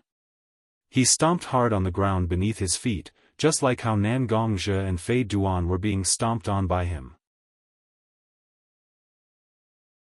But Conan quickly calmed down and ordered the Akatsuki ninjas who were standing in the courtyard looking at Fei Duan and Nan Gongzha with a stunned expression. What are you doing? Everyone go to the courtyard wall and start arranging the barrier. Cover up everything in the courtyard. I will look at the two of them. If they make too much trouble, I will stop them in time. This operation has been planned for so long. There must be no mistakes. Conan calmly gave orders to the Akatsuki ninjas. She was like a queen with unparalleled power.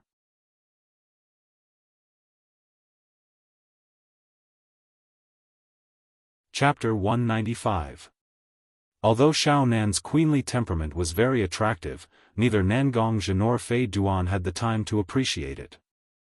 The first time the two of them fought was several years ago.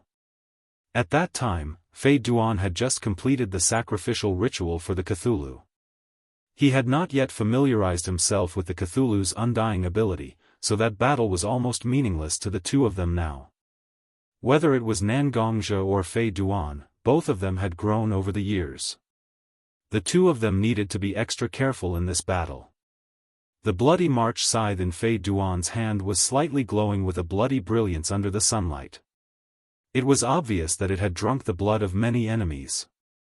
Nan Gongzha's majestic inner strength and sword energy were also constantly emitted. The originally slightly undulating ground began to flatten under the impact of Nan Gongzha's inner strength and sword energy. The battle was about to start. Ha! The confrontation between the two of them was an action that tested the temperament of both sides. Compared to Nan Gongzha, Fei Duan was obviously more inclined to launch the first round of attack himself. Fei Duan roared, and the chakra on his body began to flow to his feet and hands, increasing his physical fitness. Even the ground had a small pit because of Fei Duan's power. The bloody march scythe was a heavy weapon, especially when Fei Duan used the chakra to stimulate his body and unleash an extremely tyrannical power. The bloody march scythe almost left an afterimage in the air, and the ear-piercing sound of it breaking through the air was so clear. Nan Gongzha knew that if he wanted to defeat Fei Duan, the most important thing was that he absolutely could not let Fei Duan collect his blood. This was the most important rule when dealing with the followers of the Cthulhuism society. Although he was not the first to attack, Nan Gongzha relied on his speed and skills to make his sword speed reach an extremely high level. The sword was like a venomous snake that had been lying dormant for a long time, revealing its venomous fangs, piercing towards Fei Duan from an extremely tricky angle. The two of them were very fast, and in an instant, they were already standing opposite each other. At this time, Fei Duan's face revealed a slightly cruel smile. The bloody march scythe's long handle had unknowingly turned into a chain. Originally, Fei Duan was holding the bloody march scythe with both hands and slashing towards Nan Gongzha, but now he had already grabbed the end of the chain. The bloody march scythe's speed became even faster under the effect of inertia, and swept towards Nan Gongzha's neck. Oh! You've really learned. But what's the point of such a small trick? Bloody march scythe, bloody march scythes, bloody march scythe, bloody march scythe, scythe, bloody march, but he was still very calm. His rights, he held the scythe, bloody march. Nangongzhi held the heavenly calamity sword simple and unadorned scabbard in his left hand. Thus was the bloody scythe. The scythe marched the march bloody march, with the was held, bloody ding. A crisp sound rang out as Nangongzhi blocked the three-moon sickle with his ordinary-looking black scabbard. That's right, the scabbard and the hilt of the heavenly tribulation sword were made of the same material. It was extremely hard. Fei Duan knew that the three-moon sickle wouldn't be of any use this time, so he shook his wrist, wanting to take the three-moon sickle into his hand. It's useless. Nangongzhi exerted force with his left hand and used a skillful technique to entangle the three-moon scythe with his scabbard. The three-moon sickle seemed to be glued to the three-moon sickle, and there was no way to retrieve it. Although you have an immortal body, if I were to blind one of your eyes, your battle prowess would definitely decrease a lot, right? That's right. Originally, Nangongzhi's sword looked like it was going to stab Fei Duan's abdomen, but Nangongzhi's wrist turned and stabbed Fei Duan's eyes. Go ahead and try. Do you think I, Master Fei Duan, am so easy to deal with? Obviously, his weapon had been restrained by Nangongzhi. One of his hands couldn't do anything because he was unwilling to give up his weapon, but Fei Duan didn't seem to be worried that he would be blinded by Nangongzhi at all. Instead, he laughed and ridiculed Nangongzhi. A trick? Nangongzhi knew that Fei Duan must have some tricks up his sleeve. Sure enough, Fei Duan's other hand suddenly took out an iron rod with a sharp spike at the end. It stabbed toward Nangongzhi's body. The iron rod was only about 20 centimeters long. It was just like a strangely shaped dagger. Nangongzhi decided to give up this attack and directly used the heavenly tribulation sword to push away the iron rod. Just as he was about to pull away and make a second attack, the black iron rod suddenly elongated. Retreat! Retreat! Retreat! He absolutely couldn't let his blood fall into Fei Duan's hands. Nangongzhi used his internal force to stimulate his legs, and his speed soared again and again. However, the iron rod elongated faster and faster. The iron rod was getting closer and closer to Nangongzhi's abdomen. 3 centimeters, 2 centimeters, 1 centimeter, seeing that Nangongzhi was about to be stabbed by the iron rod. Ha ha ha. You bastard, just die under the power of Master Fei Duan and Master Cthulhu. Fei Duan was very excited. He felt that he had won this round. Nangongzhi's panicked movement to avoid the iron rod suddenly stopped. Because of the rapid retreat, his slightly bent body and lowered head were now standing straight. You think, you won? Fei Duan looked carefully. Although his iron rod was very close to Nangongzhi's abdomen, it still didn't touch Nangongzhi's body. Just a little bit. A little bit. Originally, I thought that after these few years, you should have made some progress. But other than learning these strange moves, it seems that you haven't improved much. Boring, boring. Nangongzhi's face didn't have the nervous expression at the beginning of the battle. Instead, it was very relaxed. As if he didn't put Fei Duan in his eyes, he spoke to Nangongzhi like an elder educating a child. Ah. Back then, you had this expression on your face when you humiliated me to such an extent. I once swore that I must let you have a taste of humiliation. But now, you are still looking at me with this expression. What do you have? What do you have? Master Fei Duan, even if I get seriously injured, I will let you know how powerful I am. I will let you experience the power of Lord Evil God.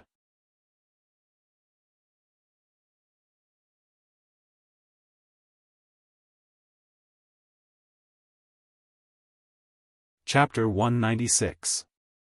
Fei Duan's angry words did not frighten Nangongzhi. Instead, it was as if he had told a particularly funny joke, making Nangongzhi laugh. The more Nangongzhi laughed, the fiercer Fei Duan's anger became. What you said is quite nice, but you want to defeat me with this? You want to humiliate me? You're still far from it. You'd better train for another 10 years. This time, Fei Duan was no longer the first to attack. Because Nangongzhi was the first to attack. The Heaven's Calamity Sword was covered with a layer of blue brilliance, and countless fine sword chi surrounded the Heaven's Calamity Sword. The sword chi cut through the air, and even the Heaven's Calamity Sword began to become a little blurry. Originally, you weren't worth me using this move, but after all, I just learned it, and I still need someone to practice the sword. You, who can't die, came at the right time. I'll let you try the power of this Ghost God sword. That's right, Nangongzhi was using the Ghost God sword, Fatal 14th sword, which he had used when his heart demon had crushed him. Although Nangongzhi had a more powerful and suitable Ghost God sword, it was too much of a burden on Nangongzhi's body, so Nangongzhi was not willing to use it easily. As for the Fatal 14th sword, most of the pressure was concentrated on the sword, and the pressure on the human body was relatively small. Using Fei Duan to test the sword was a spontaneous idea. His left hand turned into a sword finger, and gently stroked the spine of the Heaven's Calamity Sword. Countless murderous aura and hostility were emitted from Nangongzhi's body. Even behind Nangongzhi, a ferocious shadow of Yama appeared. Nangongzhi's eyes were gradually covered with blood, especially the pupils, which had turned into a rich blood color. When Nangongzhi's body rose and fell slightly because of his breathing, the red in his eyes seemed to spread out, leaving a red light mark in the air. Conan stood on the edge of the battle between Haydn and Nangongzhi. At the beginning, when Nangongzhi and Haydn fought head-on, their level was actually not that high. He was simply relying on his own physical fitness to wield the weapon in his hand like a barbarian. Conan even thought that the rumors about Nangongzhi in the ninja world were false. Legend has it that Nangongzhi's teachings, and even better than white. Such a battle was really disappointing. However, when Nangongzhi's Heavenly Calamity Sword was covered with internal energy and sword energy, Shao Nan finally understood. The only one who had truly used his full strength was actually Flying Duan. Nangongzhi just played with Haydn, and wanted to test Haydn's strength. Whether it was Nangongzhi's murderous aura and hostility, or Nangongzhi's state at the moment, Conan was shocked. Even Nagato, who had the Rinnegan, and the masked man who called himself Uchiha Madara, they didn't have the same state as Nangongzhi when fighting.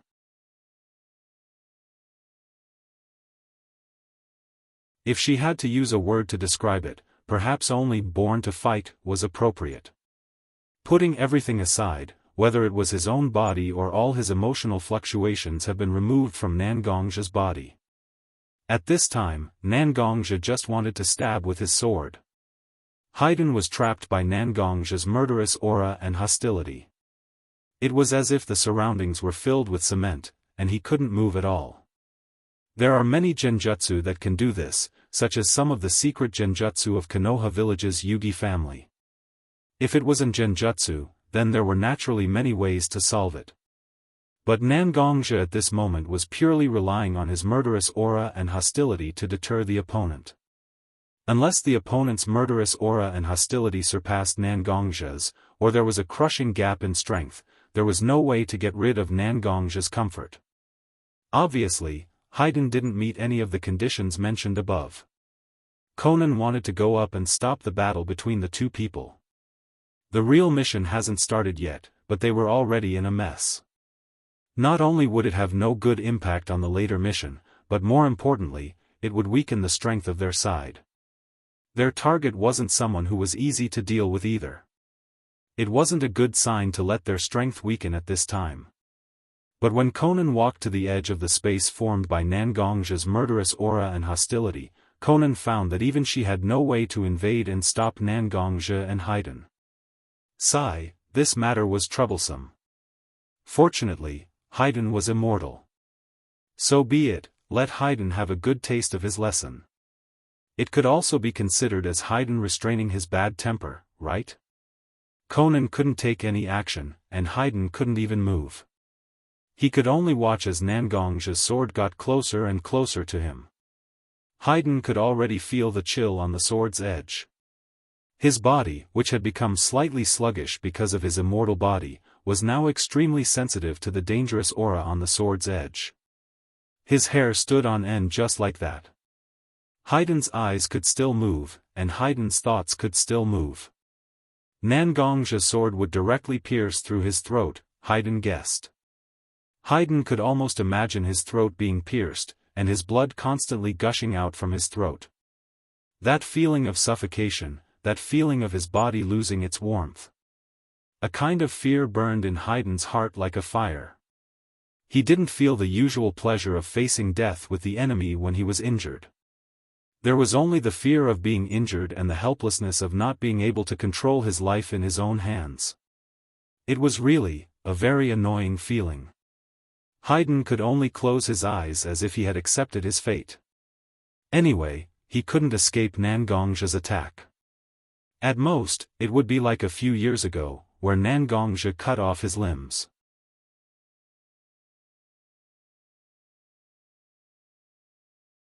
So what if it hurt a little? 1 second, 2 seconds, a long time had passed, but Haiden still didn't feel the sword cutting through his body. Strange? What was this bastard Nangongzhi doing? Fei Duan could only slowly open his eyes, wanting to see what his enemy was doing. Nangongzhi's smiling face was reflected in Haiden's eyes. The Heaven's Disaster sword's edge was only a little away from Haiden's neck, just hanging there. Was this bastard Nangongzhi humiliating him? This was the only thought left in Haiden's mind.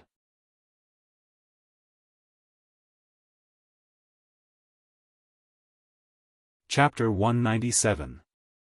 Nangongzhi turned his wrist, shook the Heaven's Disaster sword in his hand, and put the Heaven's Disaster sword back into the scabbard. Are you humiliating me? Are you pitying me? Haiden's sensitive nerves were once again stimulated by Nangongzhi. It seemed that he wanted to use the bloody March sickle to fight with Nangongzhi again. Nangongzhi glanced at Haiden coldly, then turned his head and no longer looked at Haiden. Ah!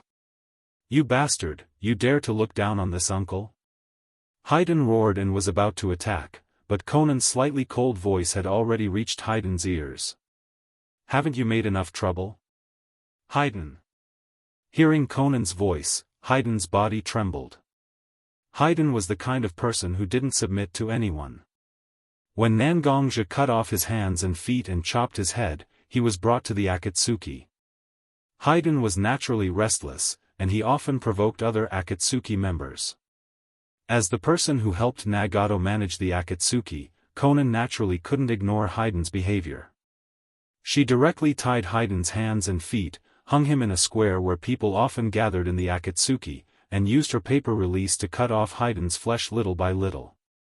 Haiden was indeed immortal, but he still felt pain. When Haiden was about to faint, Conan would inject a highly concentrated nutrient solution for Haiden, so that Haiden could recover quickly with the nutrient solution, and then continue to cut the flesh on Haiden's body with the sharp blade made of white paper. This lesson lasted for an entire 3 days. From then on, Haiden may talk nonsense to other people, but he still instinctively trembled in front of Conan. Whether it was the provocation to Nangongzhi or the battle with Nangongzhi, it was actually discussed with Conan before. Although it may be a bit noisy, it was still carried out with Conan's acquiescence. Now, Xiao Nan's reprimand made Fei Duan calm down. Fei Dan glared fiercely at Nangongzhi and put away the weapon in his hand. He stood silently behind Xiao Nan, not saying a word. Nangongzhi saw everything clearly. The twists and turns of the story were very clear in his mind. However, there were some things that were best understood in one's heart. Saying it out loud would only make everyone feel awkward. There was no point in it at all. Then. Can we talk about the proper business now? After all, some troublesome matters have been settled. Nangongzhi glanced at Fei Duan, who was standing behind Xiao Nan. However, Fei Duan didn't seem to hear Nangongzhi's words as he stood there silently. Of course, we've already determined the target's location.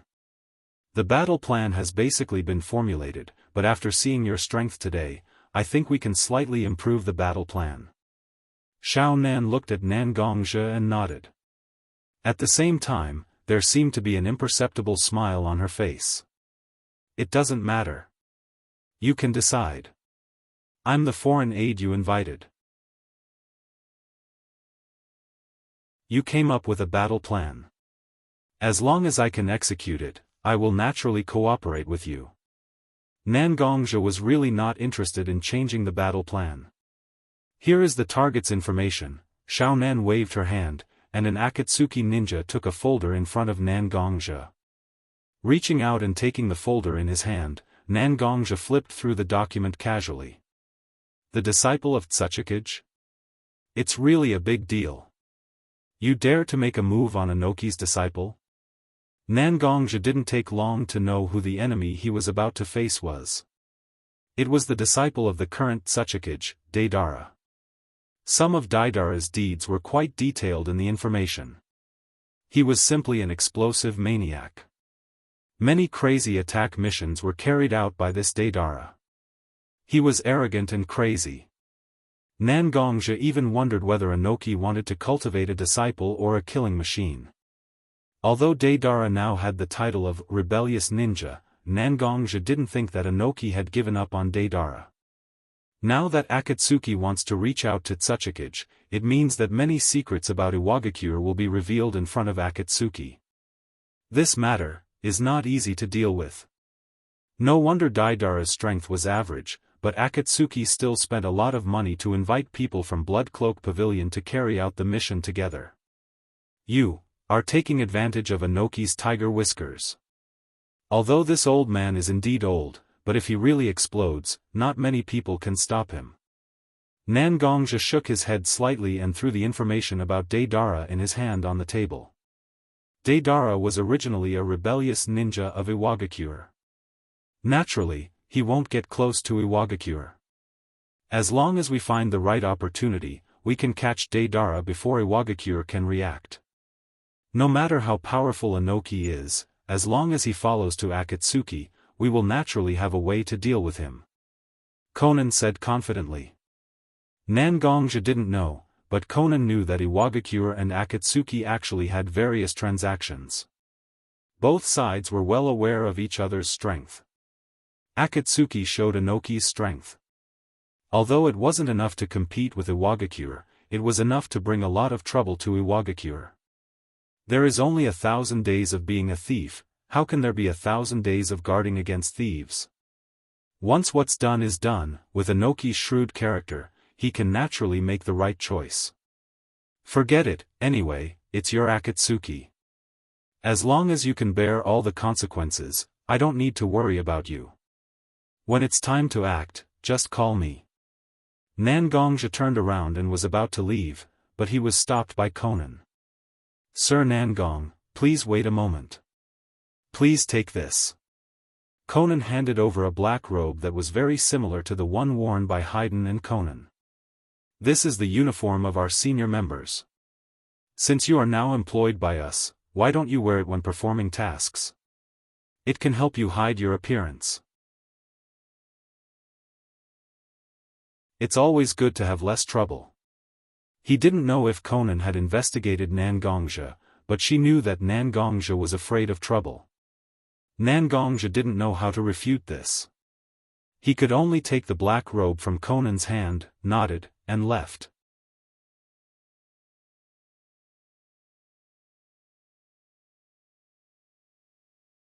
Chapter 198. Time always moved forward on its own, not allowing anyone to explain. The sun set in the west, and the moon rose in the east. The stars in the sky embellished the black curtain, emitting their own brilliance. Nan Gongzhi sat on the roof of the house that seemed to be a little narrow. The green jade gourd was beside him, and a jade cup was beside him. The clear wine was sitting quietly in the cup. Nan Gongzhi reached out and took the cup. With a flip of his wrist, all the wine entered Nan Gongzhi's mouth. The rich but elegant wine fragrance lingered in Nan Gongzhi's mouth. Nan Gongzhi squinted his eyes slightly, seemingly savoring the wonderful taste of the drunken immortal wine. I didn't expect that the legendary Yama, who killed people like scything flax, was also a glutton for wine. A cold voice broke the silence of the night. A girl with long purple hair, dressed in a loose black robe with red clouds on it, stood behind Nan Gongzhi without anyone noticing. Xiao Nan had a playful expression on her face, as if she had caught Nan Gongzhi's pigtail. Glutton for wine? Not really. One of my seniors really likes to drink wine. I don't know when I was led astray by him. Although the wine in the cup is sometimes a hindrance, I feel that without it, there is not much taste left. Nan Gongzhi smiled embarrassedly, as if he did not take Xiao Nan's words to heart. He was just reminiscing about the past. Xiao Nan did not continue on this topic. Instead, she silently walked to Nan Gongzhi's side. She picked up the green jade gourd, and her nose twitched a few times as she poured the wine into the gourd. This is a good wine. As she spoke, she opened her right hand, and a few pieces of white paper danced on top of it. After a while, a wine cup made of paper was held in Xiao Nan's hand. He glanced at Nan Gongzhi, as if asking if he could have a taste of the wine. Nan Gongzhi also smiled. Just a moment ago, he was still saying that he was a glutton for alcohol. But now, he picked up his wine and wanted to ask if he could have a sip. Lil Nan was an interesting person. This wine is the drunken immortal brew. It was given to me by my senior.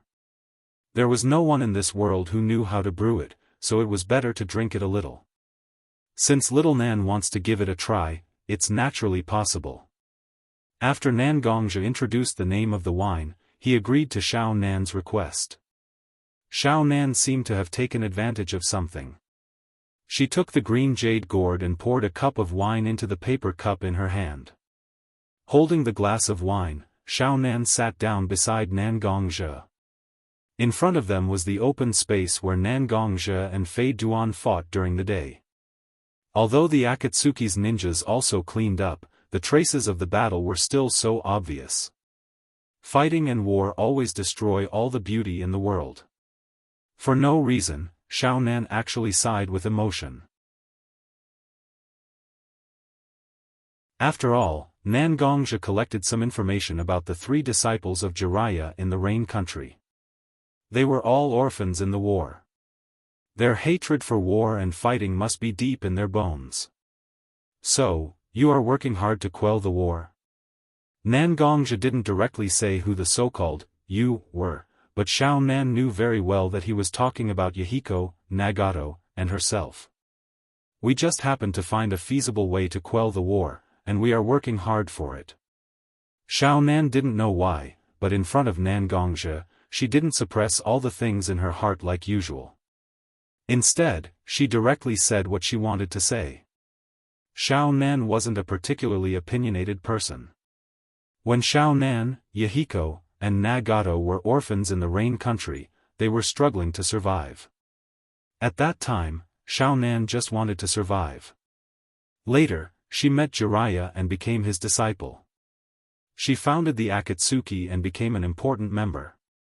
In fact, a lot of it was because of Yahiko and Nagato, who struggled to survive together with her since childhood. When Yahiko was killed by Danzo and Hanzo, Xiao Nan didn't know what she was pursuing. The resentment and helplessness in her heart made Xiao Nan want to help Nagato realize Yahiko's last wish. Since then, she has been working hard for this ridiculous, big plan. She became the messenger of God under Nagato. Isn't that a great thing? There is no one in this world who doesn't want to live in a peaceful world. It's very commendable that you can muster the courage to take this step. Perhaps it's because of the few glasses of wine. Nan Gongzhi's words gradually became more and more. Speaking of which, my experience is similar to yours. My parents and the place where I lived were also destroyed by a group of people. Since then, I have been wandering in the ninja world, relying on my sister.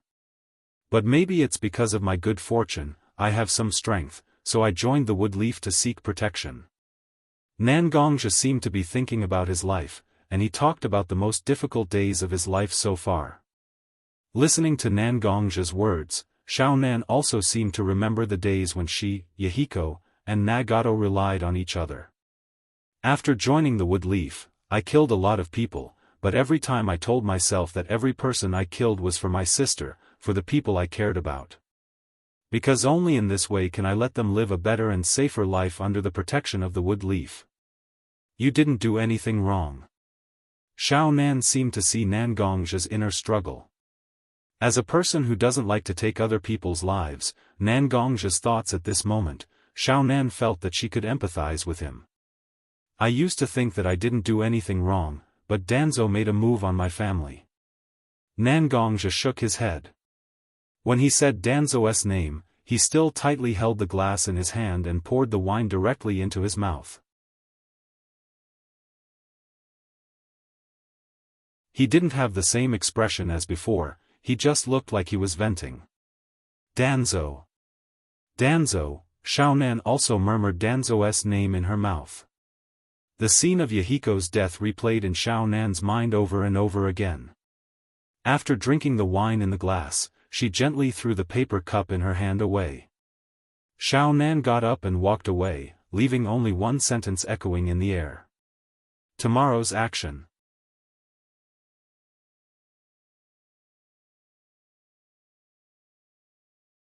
Chapter 199.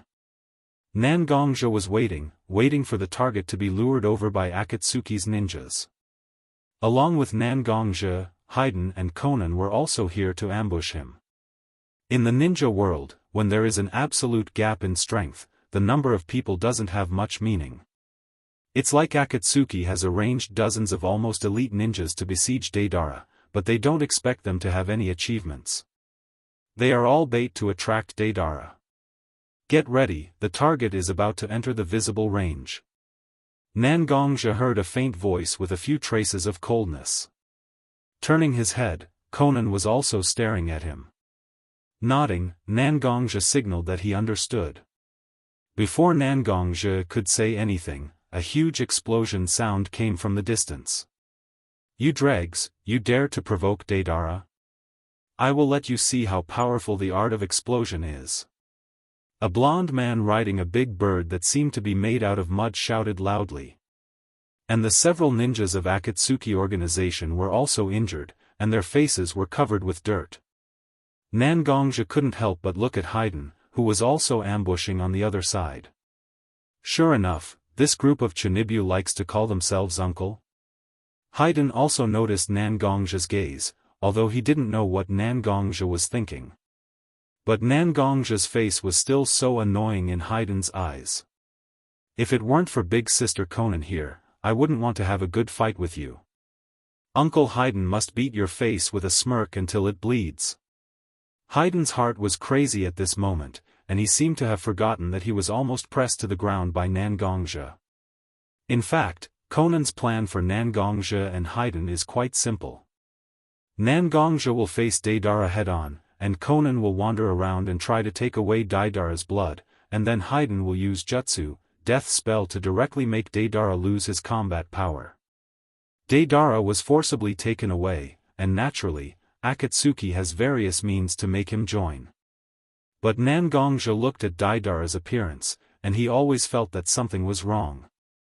Deidara's battle mainly relies on a variety of explosive clay to attack. Although the attack power of explosive clay is indeed high, the movement caused by it is not small. Deidara was chasing after a few elite Chunin ninjas of the Akatsuki organization, and he looked like he was going to blow up this rare forest of the Earth Country. Such an undisguised arrogant behavior, as the Umbu of Iwagakure, how can they not notice it? Nangongja felt more and more that in fact, Deidara has always been under the surveillance of the insidious old man Inoki. The reason why Deidara can openly act as a traitor in the ninja world, there must be more things that he doesn't know. It seems that he really has to do his best to end this battle quickly. Otherwise, Inoki, who has the dust release Kekkei Genkai, will really be attracted here. Even if Nangongja, Conan, and Haiden join forces, they can't say that they will be safe. Just when Nangongja was still thinking about all kinds of things, Daedara launched a new round of attacks. Daedara put his hands into the small bag at his waist, and a mouth appeared on the palms of both hands, constantly swallowing the clay in the bag. Not only swallowing, but also chewing. Fortunately, Nangongja was still far away from Daedara, so he couldn't see it clearly. Otherwise, with Nangongja's slight mysophobia, at this moment, he definitely couldn't help but run out and give this disgusting guy a sword. How dare he use such a disgusting method? Explosive clay, flying bird. Several bird-like clay figurines appeared in Daedara's hand. When Daedara shouted the name of the ninjutsu he used, these clay figurines of birds seemed to come alive, and rushed straight towards the Akatsuki's ninja who was still running for his life in front of him. Although the clay figurines were made of clay, their speed was extremely fast, and they were already behind several Akatsuki ninjas. Ha ha ha. Die, die. Art is explosion. Ha. Daedara put his hands together and made a violent shout. The clay birds were like bombs whose fuses had been ignited. They kept expanding and turning red. They exploded in an instant. The Akatsuki ninjas who were followed by the clay figurines were naturally the first to bear the brunt. Their backs were scorched black, and a lot of blood overflowed from their mouths. Obviously, they suffered a very serious internal injury, and if they are not treated in time, they will die. Nangongja tightly held the Heaven's Disaster sword in his hand, and seemed to be ready to go out and fight with Daedara. Although the Akatsuki ninjas had nothing to do with him, at this moment, they were fighting side by side, and they were already in danger in front of him. Nangongja felt that he couldn't just ignore the threat to their lives. However, Conan's cold eyes were only staring at Nangongja, and her eyes obviously wanted to prevent Nangongja from going out. Is this the person who said to me last night that she would save the ninja world and quell the war? Nangongja's heart was inevitably disappointed. Through the continuous sacrifice of trusted people, people continued to lose their lives, and the flow of blood in exchange for peace. Can it really be a long-term peace? Suddenly, Nangongja felt that he had actually seen what kind of organization the Akatsuki was through such a little detail. In Nangongja's view, recruiting madmen like Haydn and Daedara was justifiable. After all, in this ninja world, there were too few powerful people who could be recruited. But sacrificing his subordinates and people who believed in him without changing his expression? Nangongja knew that he couldn't do it. His heart was cold, and he was not willing to risk his life. Nangongja knew that he just wanted to complete his task peacefully. This so-called Akatsuki organization is really a rotten organization with a golden exterior. They dare to call themselves Akatsuki? Usher in the bright dawn of the ninja world? Don't be ridiculous, if the ninja world has really declined to the point where it needs such a group of people to save it. It's better to just wait for death. Conan didn't know the many thoughts in Nangongja's heart, but seeing Nangongja put down the Heaven's Disaster sword in his hand, she didn't say anything. She just stared at Daedara and the group of ninjas who attracted Daedara's attention, waiting for the opportunity.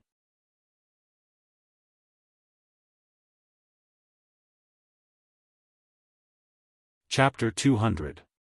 Daedara was getting closer and closer to the place where Nangongja was, but every time he got a little bit closer, an Akatsuki ninja would get injured or even die.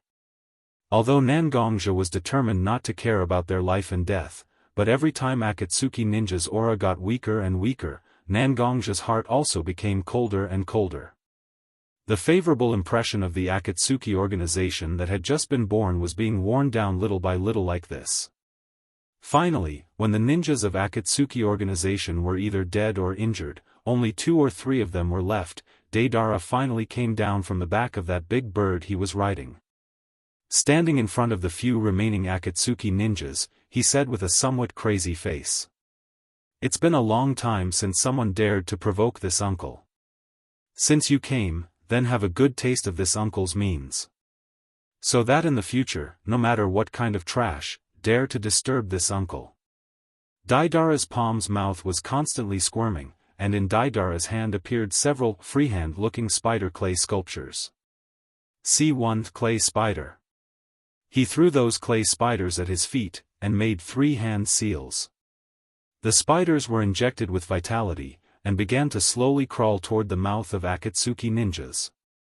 If everything goes smoothly, these spiders will certainly crawl into the mouth of Akatsuki ninjas, and enter their stomach through their esophagus. And then explode. The power of clay spiders is not big, but after entering the human body and then exploding, it will only make people feel that their vitality is leaving the body. This is really, very interesting. Daidara seemed to be able to see the situation after the clay spiders explode, and a cruel and excited expression lingered on Daidara's face. In the end, Nangongja couldn't bear it anymore. If it was a frontal battle on the battlefield, no matter how many people died, Nangongja would not have this kind of mood like now. But at this moment, Daidara's almost powerless Akatsuki ninjas were executing such a sadistic behavior, Nangongja really couldn't stand it anymore. Nangongja had always thought that he had gotten over the destruction of the village he grew up in and the death of his parents. However, such a scene reminded Nangongja of the raging inferno and the heart-wrenching cries. Deadil! Damn it! Nangongja charged out with the Heaven's Calamity sword in hand. Xiao Nan noticed Nangongja's behavior. However, since Nangongja had already rushed out, they could only bring forward the plan. Conan nodded at Fei Duan, indicating for him to wait for her and Nangongja to take Daidara's blood. Then, she followed Nangongja out. Oh! I didn't expect there to be an ambush. Seeing Nangongja and Conan's clothes were slightly similar to Akatsuki's ninjas, Daidara knew that Nangongja and Conan were here to ambush him. Although there was no way to know the exact strength of Nangongja and Xiao Nan, Daidara was confident that he could get away with it since he only had 2 enemies. He made a few hand seals, and the clay bird that had fallen beside him rushed toward Nangongja and Conan as if it had received an order. Let me show you my art. Daidara clasped his hands together and shouted, Art is explosion, drink. Whether it was the giant bird that flew toward Nangongja and Conan or the clay spider that had entered the mouth of Akatsuki ninjas, they all exploded at this moment. Countless dust rose under the effect of the explosion. Humph, no matter how strong you are, you will be injured under such a large amount of explosive clay. You, drink this uncle's foot washing water. Haydn looked at the direction of the explosion and laughed, seemingly ridiculing Nangongja and Conan for overestimating themselves. At the same time, he also looked down at his feet that were stained with the blood of Akatsuki ninjas, and slightly disdainfully curled his lips. This uncle had just changed his shoes, but because of you, you dirted them. Just letting you die like this is really a bit of a loss. Without waiting for Daidara to continue to complain about his shoes being dirted, the smoke and dust that filled the sky was cut off by a sword energy at this moment. Nangongja still maintained the posture of waving his sword, and beside Nangongja's body, there were still a few pieces of white paper that were still burning. Obviously, Conan used her paper ninjutsu to know that a layer of wall had blocked the explosion of the clay bird for Nangongja. At this moment, a pair of snow-white wings made of white paper had grown out of Conan's back, and even Conan's face seemed to have changed, as if a piece of paper had been peeled off. Daidara. On behalf of Akatsuki, I welcome you to join the embrace of God. At this moment, Conan was like a messenger of God, floating in the air. Her face was full of coldness and pity, like an angel who was appointed by God to come to the earth. God? I don't know how gorgeous it would be when God explodes. Hearing Conan say the name of God, Daidara not only didn't have a little bit of timidity, but as if he had thought of a good idea, his face was full of excitement. If he could blast a god into the sky, how beautiful would that be? Blasphemous people of God, I will bestow you the punishment of God.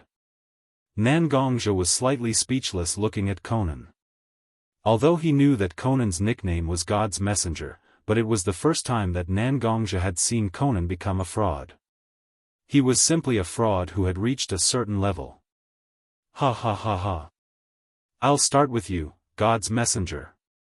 Dead Ale, who had been hiding behind his back, suddenly opened his hands, and white clay unceasingly spat out from his palms. This clay seemed to have received guidance, and slowly formed a dragon-shaped clay sculpture behind Dead Ale. Have a taste of my C2 giant dragon's power.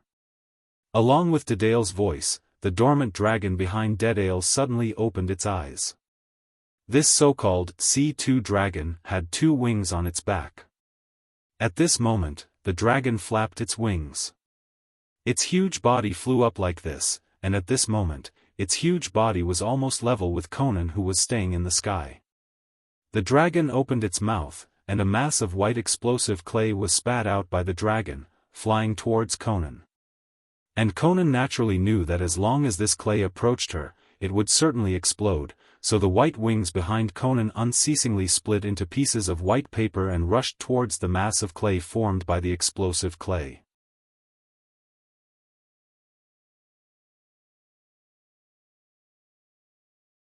Chapter 201.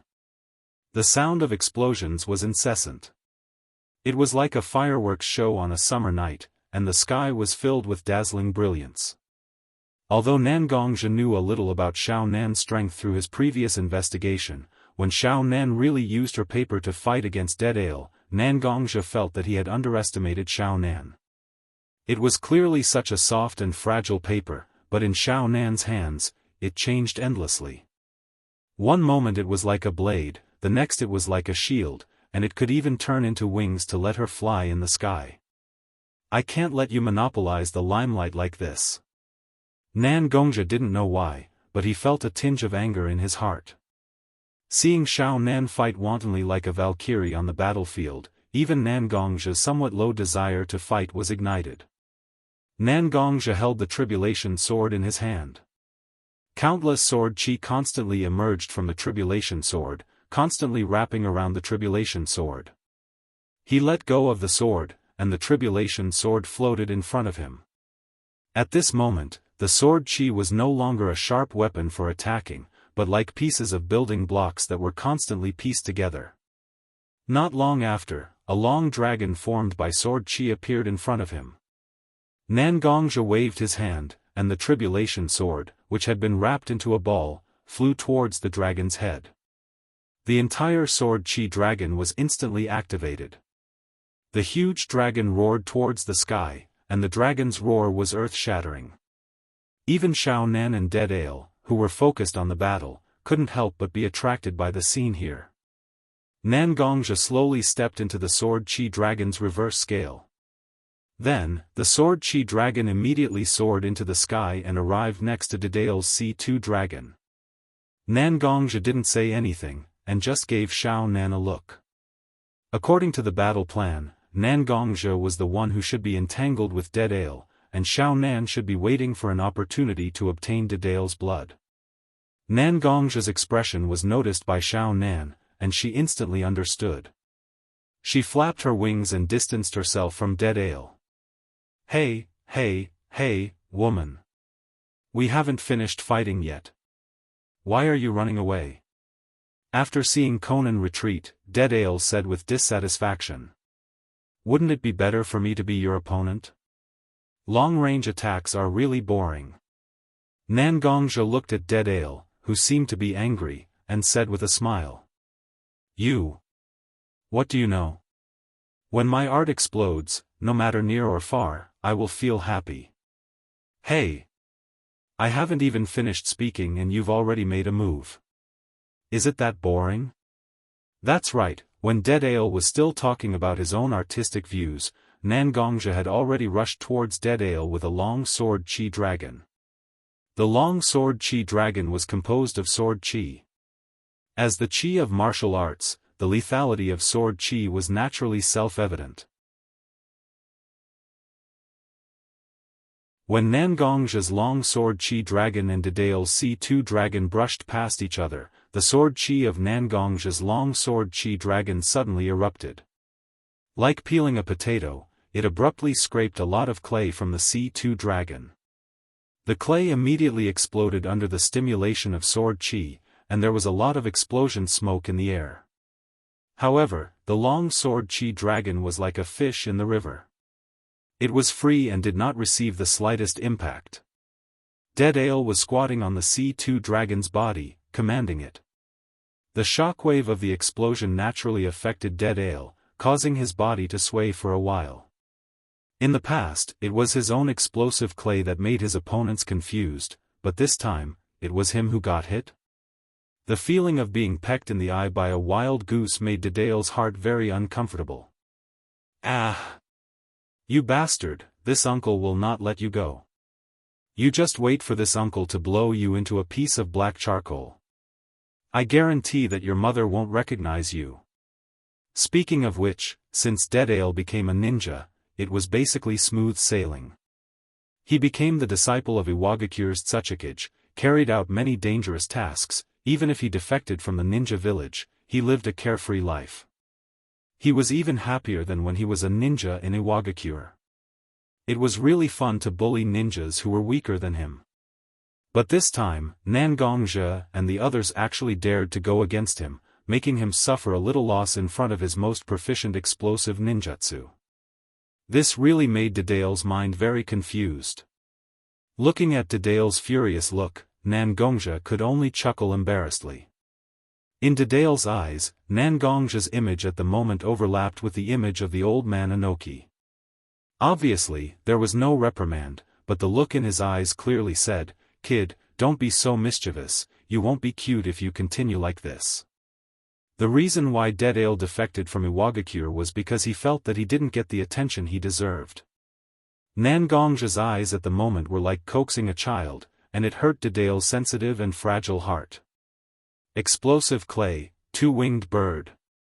The mouth in Dead Ale's hand suddenly wriggled and spat out several clay birds with two wings.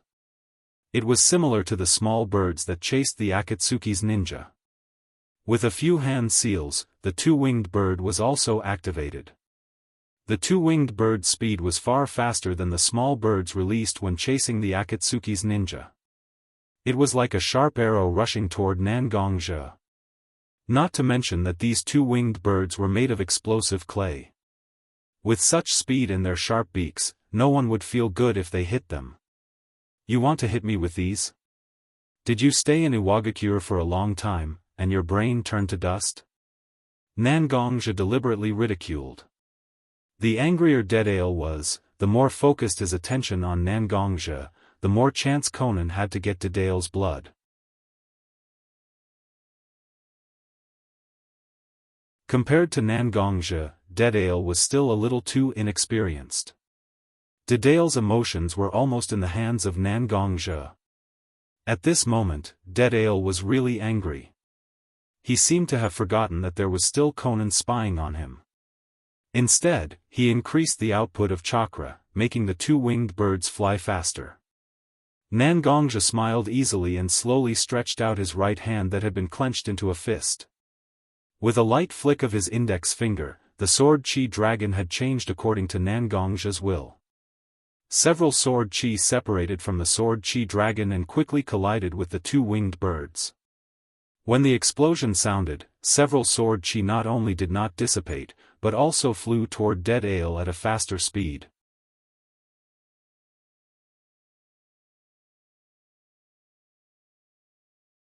Chapter 202. Deidara didn't react in time, and his chest was directly penetrated by the sword energy. But the strange thing was that Dead Ale didn't bleed at all where the sword energy passed through. Instead, a huge hole appeared in his chest like a clay puppet.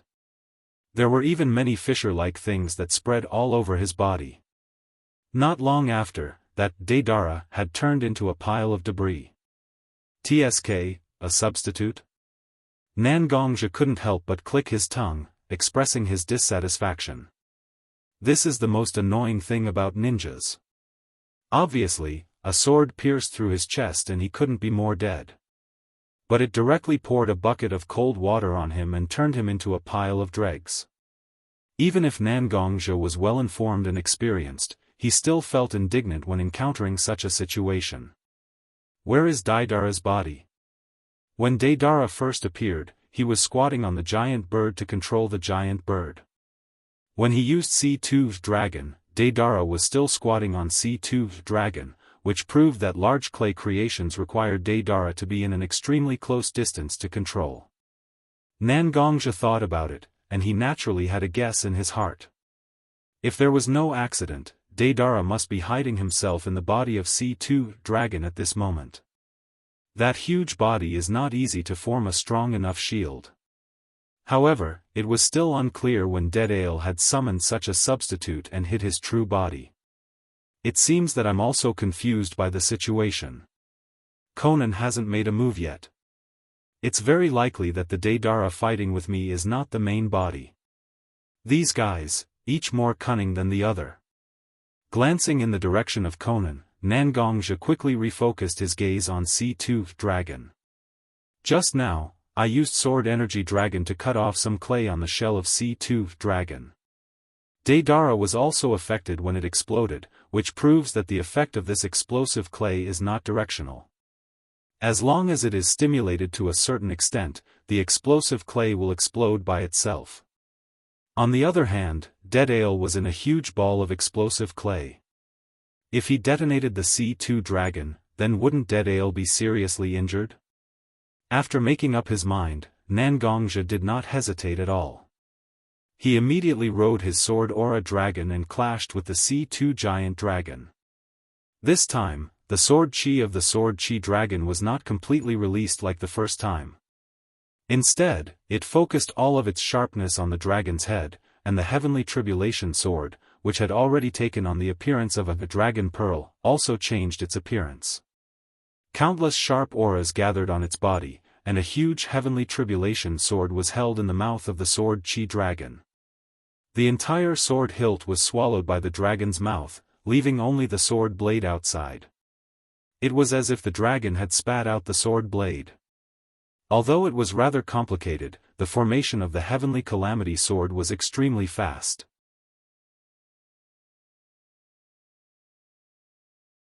The C2 giant dragon's movement was relatively slow, and it was mainly a long-range ninjutsu. It had already suffered a lot when it brushed past Nangongzhi's sword chi dragon, and now it had to directly collide with Nangongzhi's sword chi dragon? What's more, in the mouth of the sword chi dragon, there was a huge heavenly tribulation sword condensed from sword chi. Without any suspense, the moment the C2 giant dragon came into contact with the sword chi dragon, it was instantly torn apart like a piece of cloth. The huge sword chi dragon directly passed through the C2 giant dragon's body, leaving only a huge hole. Above the hole, there were countless tiny sword chi that were split from the sword chi dragon. Perhaps the explosion of a strand of sword chi was nothing, at most it would cause a little pain. But with so many sword chi strands entangled together, when one of them exploded, it meant that more strands were about to explode. This was not a problem of 1 plus 1. It was an algorithm of mutual multiplication, and the huge power generated by it was displayed in front of Nangongzhi at this moment. The C2 giant dragon in the sky also exploded at the moment when the sword chi exploded, and a huge fireball appeared in the sky. The original blue sky had become like the setting sun at this moment. The sky was full of bright red clouds, and the blue sword chi was still wandering in it. The red and blue colors were mixed together at this moment. The scene became extraordinarily magnificent. A figure suddenly fell from the explosion of the huge fireball, as if he had suffered a huge injury, and flew towards the ground powerlessly. It was Daedara. Such a huge explosion was also beyond the imagination of the current Daedara, and his body was also seriously injured. Nangongzhi waved his hand, and the sword chi dragon dissipated in an instant. Borrowing some residual sword chi, Nangongzhi slowly descended and stood in front of Daedara. But Daedara's eyes were in a daze, and he didn't notice Nangongzhi at all. Instead, he was like a fanatic, and his eyes were full of a sense of morbid fanaticism. Ahem, this is real art. This kind of explosion is what I want to see. This kind of destructive power, this kind of magical and magnificent color. Sure enough, art is an explosion. Looking at Daidara's appearance of losing his combat power, Nangongzhi did not continue to move forward, but kept a safe distance from Daidara. With Daidara's strength, who didn't have a few last desperate means? Nangongzhi didn't know how many times he had suffered from this. The closer he was to the edge of victory, the more cautious he had to be. Daidara's eyes were still full of fanaticism, but when he glanced at Nangongzhi's face and where he was standing, there was still a hint of disappointment in his eyes. However, Nangongzhi was cautious, but it didn't mean that others were the same. Fei Duan jumped out directly from his hiding place.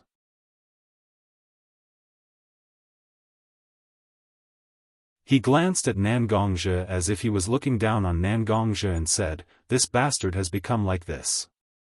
Maybe he was blown silly by the explosion. Then why are you standing so far away like a coward? We're in a hurry. If you don't go, then I will." For Fei Duan's words, Nangongzhi didn't care. Anyway, they probably only cooperated this time.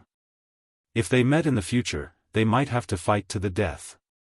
Why did Nangongzhi care about Fei Duan's attitude? He leaned slightly to the side as if he was opening up a path for Fei Duan. At this moment, Fei Duan was very arrogant. He stretched out his hand and combed his extremely smooth swept-back hair. He walked past Nangongzhi arrogantly and went straight to Fei Duan.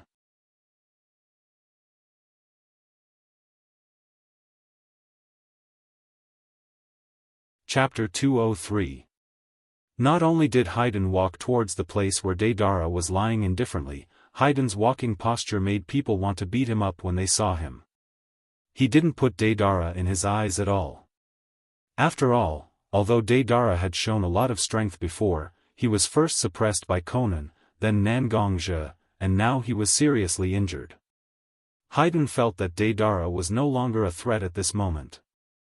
Although Haydn did feel that Daidara couldn't make any waves now, ninja's instinct still made Haydn take out his black iron rod. The iron rod elongated in an instant, and Haydn directly pierced the iron rod into Daidara's arm. No one could easily ignore such pain, but at this moment, Daidara was still muttering words such as art, explosion, extreme, and so on. Haydn was relieved and walked to Daidara's side. He took out a handcuff inscribed with runes from his arms and prepared to handcuff Daidara's hands. At this moment, a sudden change occurred. Daidara, who looked crazy, suddenly performed a very skilled grappling technique. One hand clasped Haydn's hands, and the other hand directly grabbed Haydn's neck. "Although I don't know why you came to provoke me, but now your companion is in my hands. The three of you are very similar to the previous group of weaklings, but there are still differences. You must be of the same level. You don't feel distressed about losing weaklings, but losing a ninja of the same level as you, no matter what kind of organization it is, it will definitely be distressed," Daidara said proudly. This time, it was like the most inference in his life. You can actually see the difference in status from the difference in clothes. It seems that it is a pity that I, Master Daidara, don't become a detective. You want to kill him to protect yourself? Nangongzhi looked at Daidara without any worry on his face, but there was an inexplicable excitement. Daidara didn't know why Nangongzhi had such an expression, but the Haydn in his hand was his only life-saving means. No matter how the opponent hinted that the Haydn was not that valuable, Daidara could only give it a try. "It's useless for you to say that to me. I'm not the one in charge. If you want to ask that person," Nangongzhi said as he raised his chin, making Daidara look at Xiao Nan who had just landed from the sky. Daidara thought that Nangongzhi was the leader, but since Nangongzhi said that Xiao Nan was the one in charge, Daidara looked at Xiao Nan. "Since you're the one in charge, why don't we make a deal? We have no enmity with each other. It was you who sent people to provoke me first. Now that I'm already in such a miserable state, the deaths of those people who died were worth it. We might as well stop here. You go your way, and I go my own way. I will return this fool to you, and you will let me live. We won't see each other again. Isn't that good?" Although Dead Ale spoke heroically, in the end, it was inevitable that there was a hint of begging in it. Hearing Dedale's words, Xiao Nan was completely unmoved. You want to kill him? Then kill him. Anyway, such a fool has no value. Whether you kill him or not, you have to go with us. Xiao Nan's cold words were like a sharp blade piercing Dedale's heart. Although there was no way to immediately verify Xiao Nan's statement, Dead Ale subconsciously felt that Xiao Nan's words were really from the heart. Whether it was Nan Gongzhe or Xiao Nan, they didn't care about Haiden's life. Why? It was obviously the life of someone on the same level as them. This group of people was completely unmoved. What kind of organization is this? They actually treat their own members as child's play? Don't think that I will listen to your nonsense. Since you don't believe in this master's means, then this master will really torture this fool.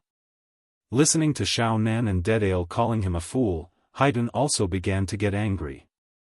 I can't afford to offend Xiao Nan, but can't I afford to offend Dead Ale?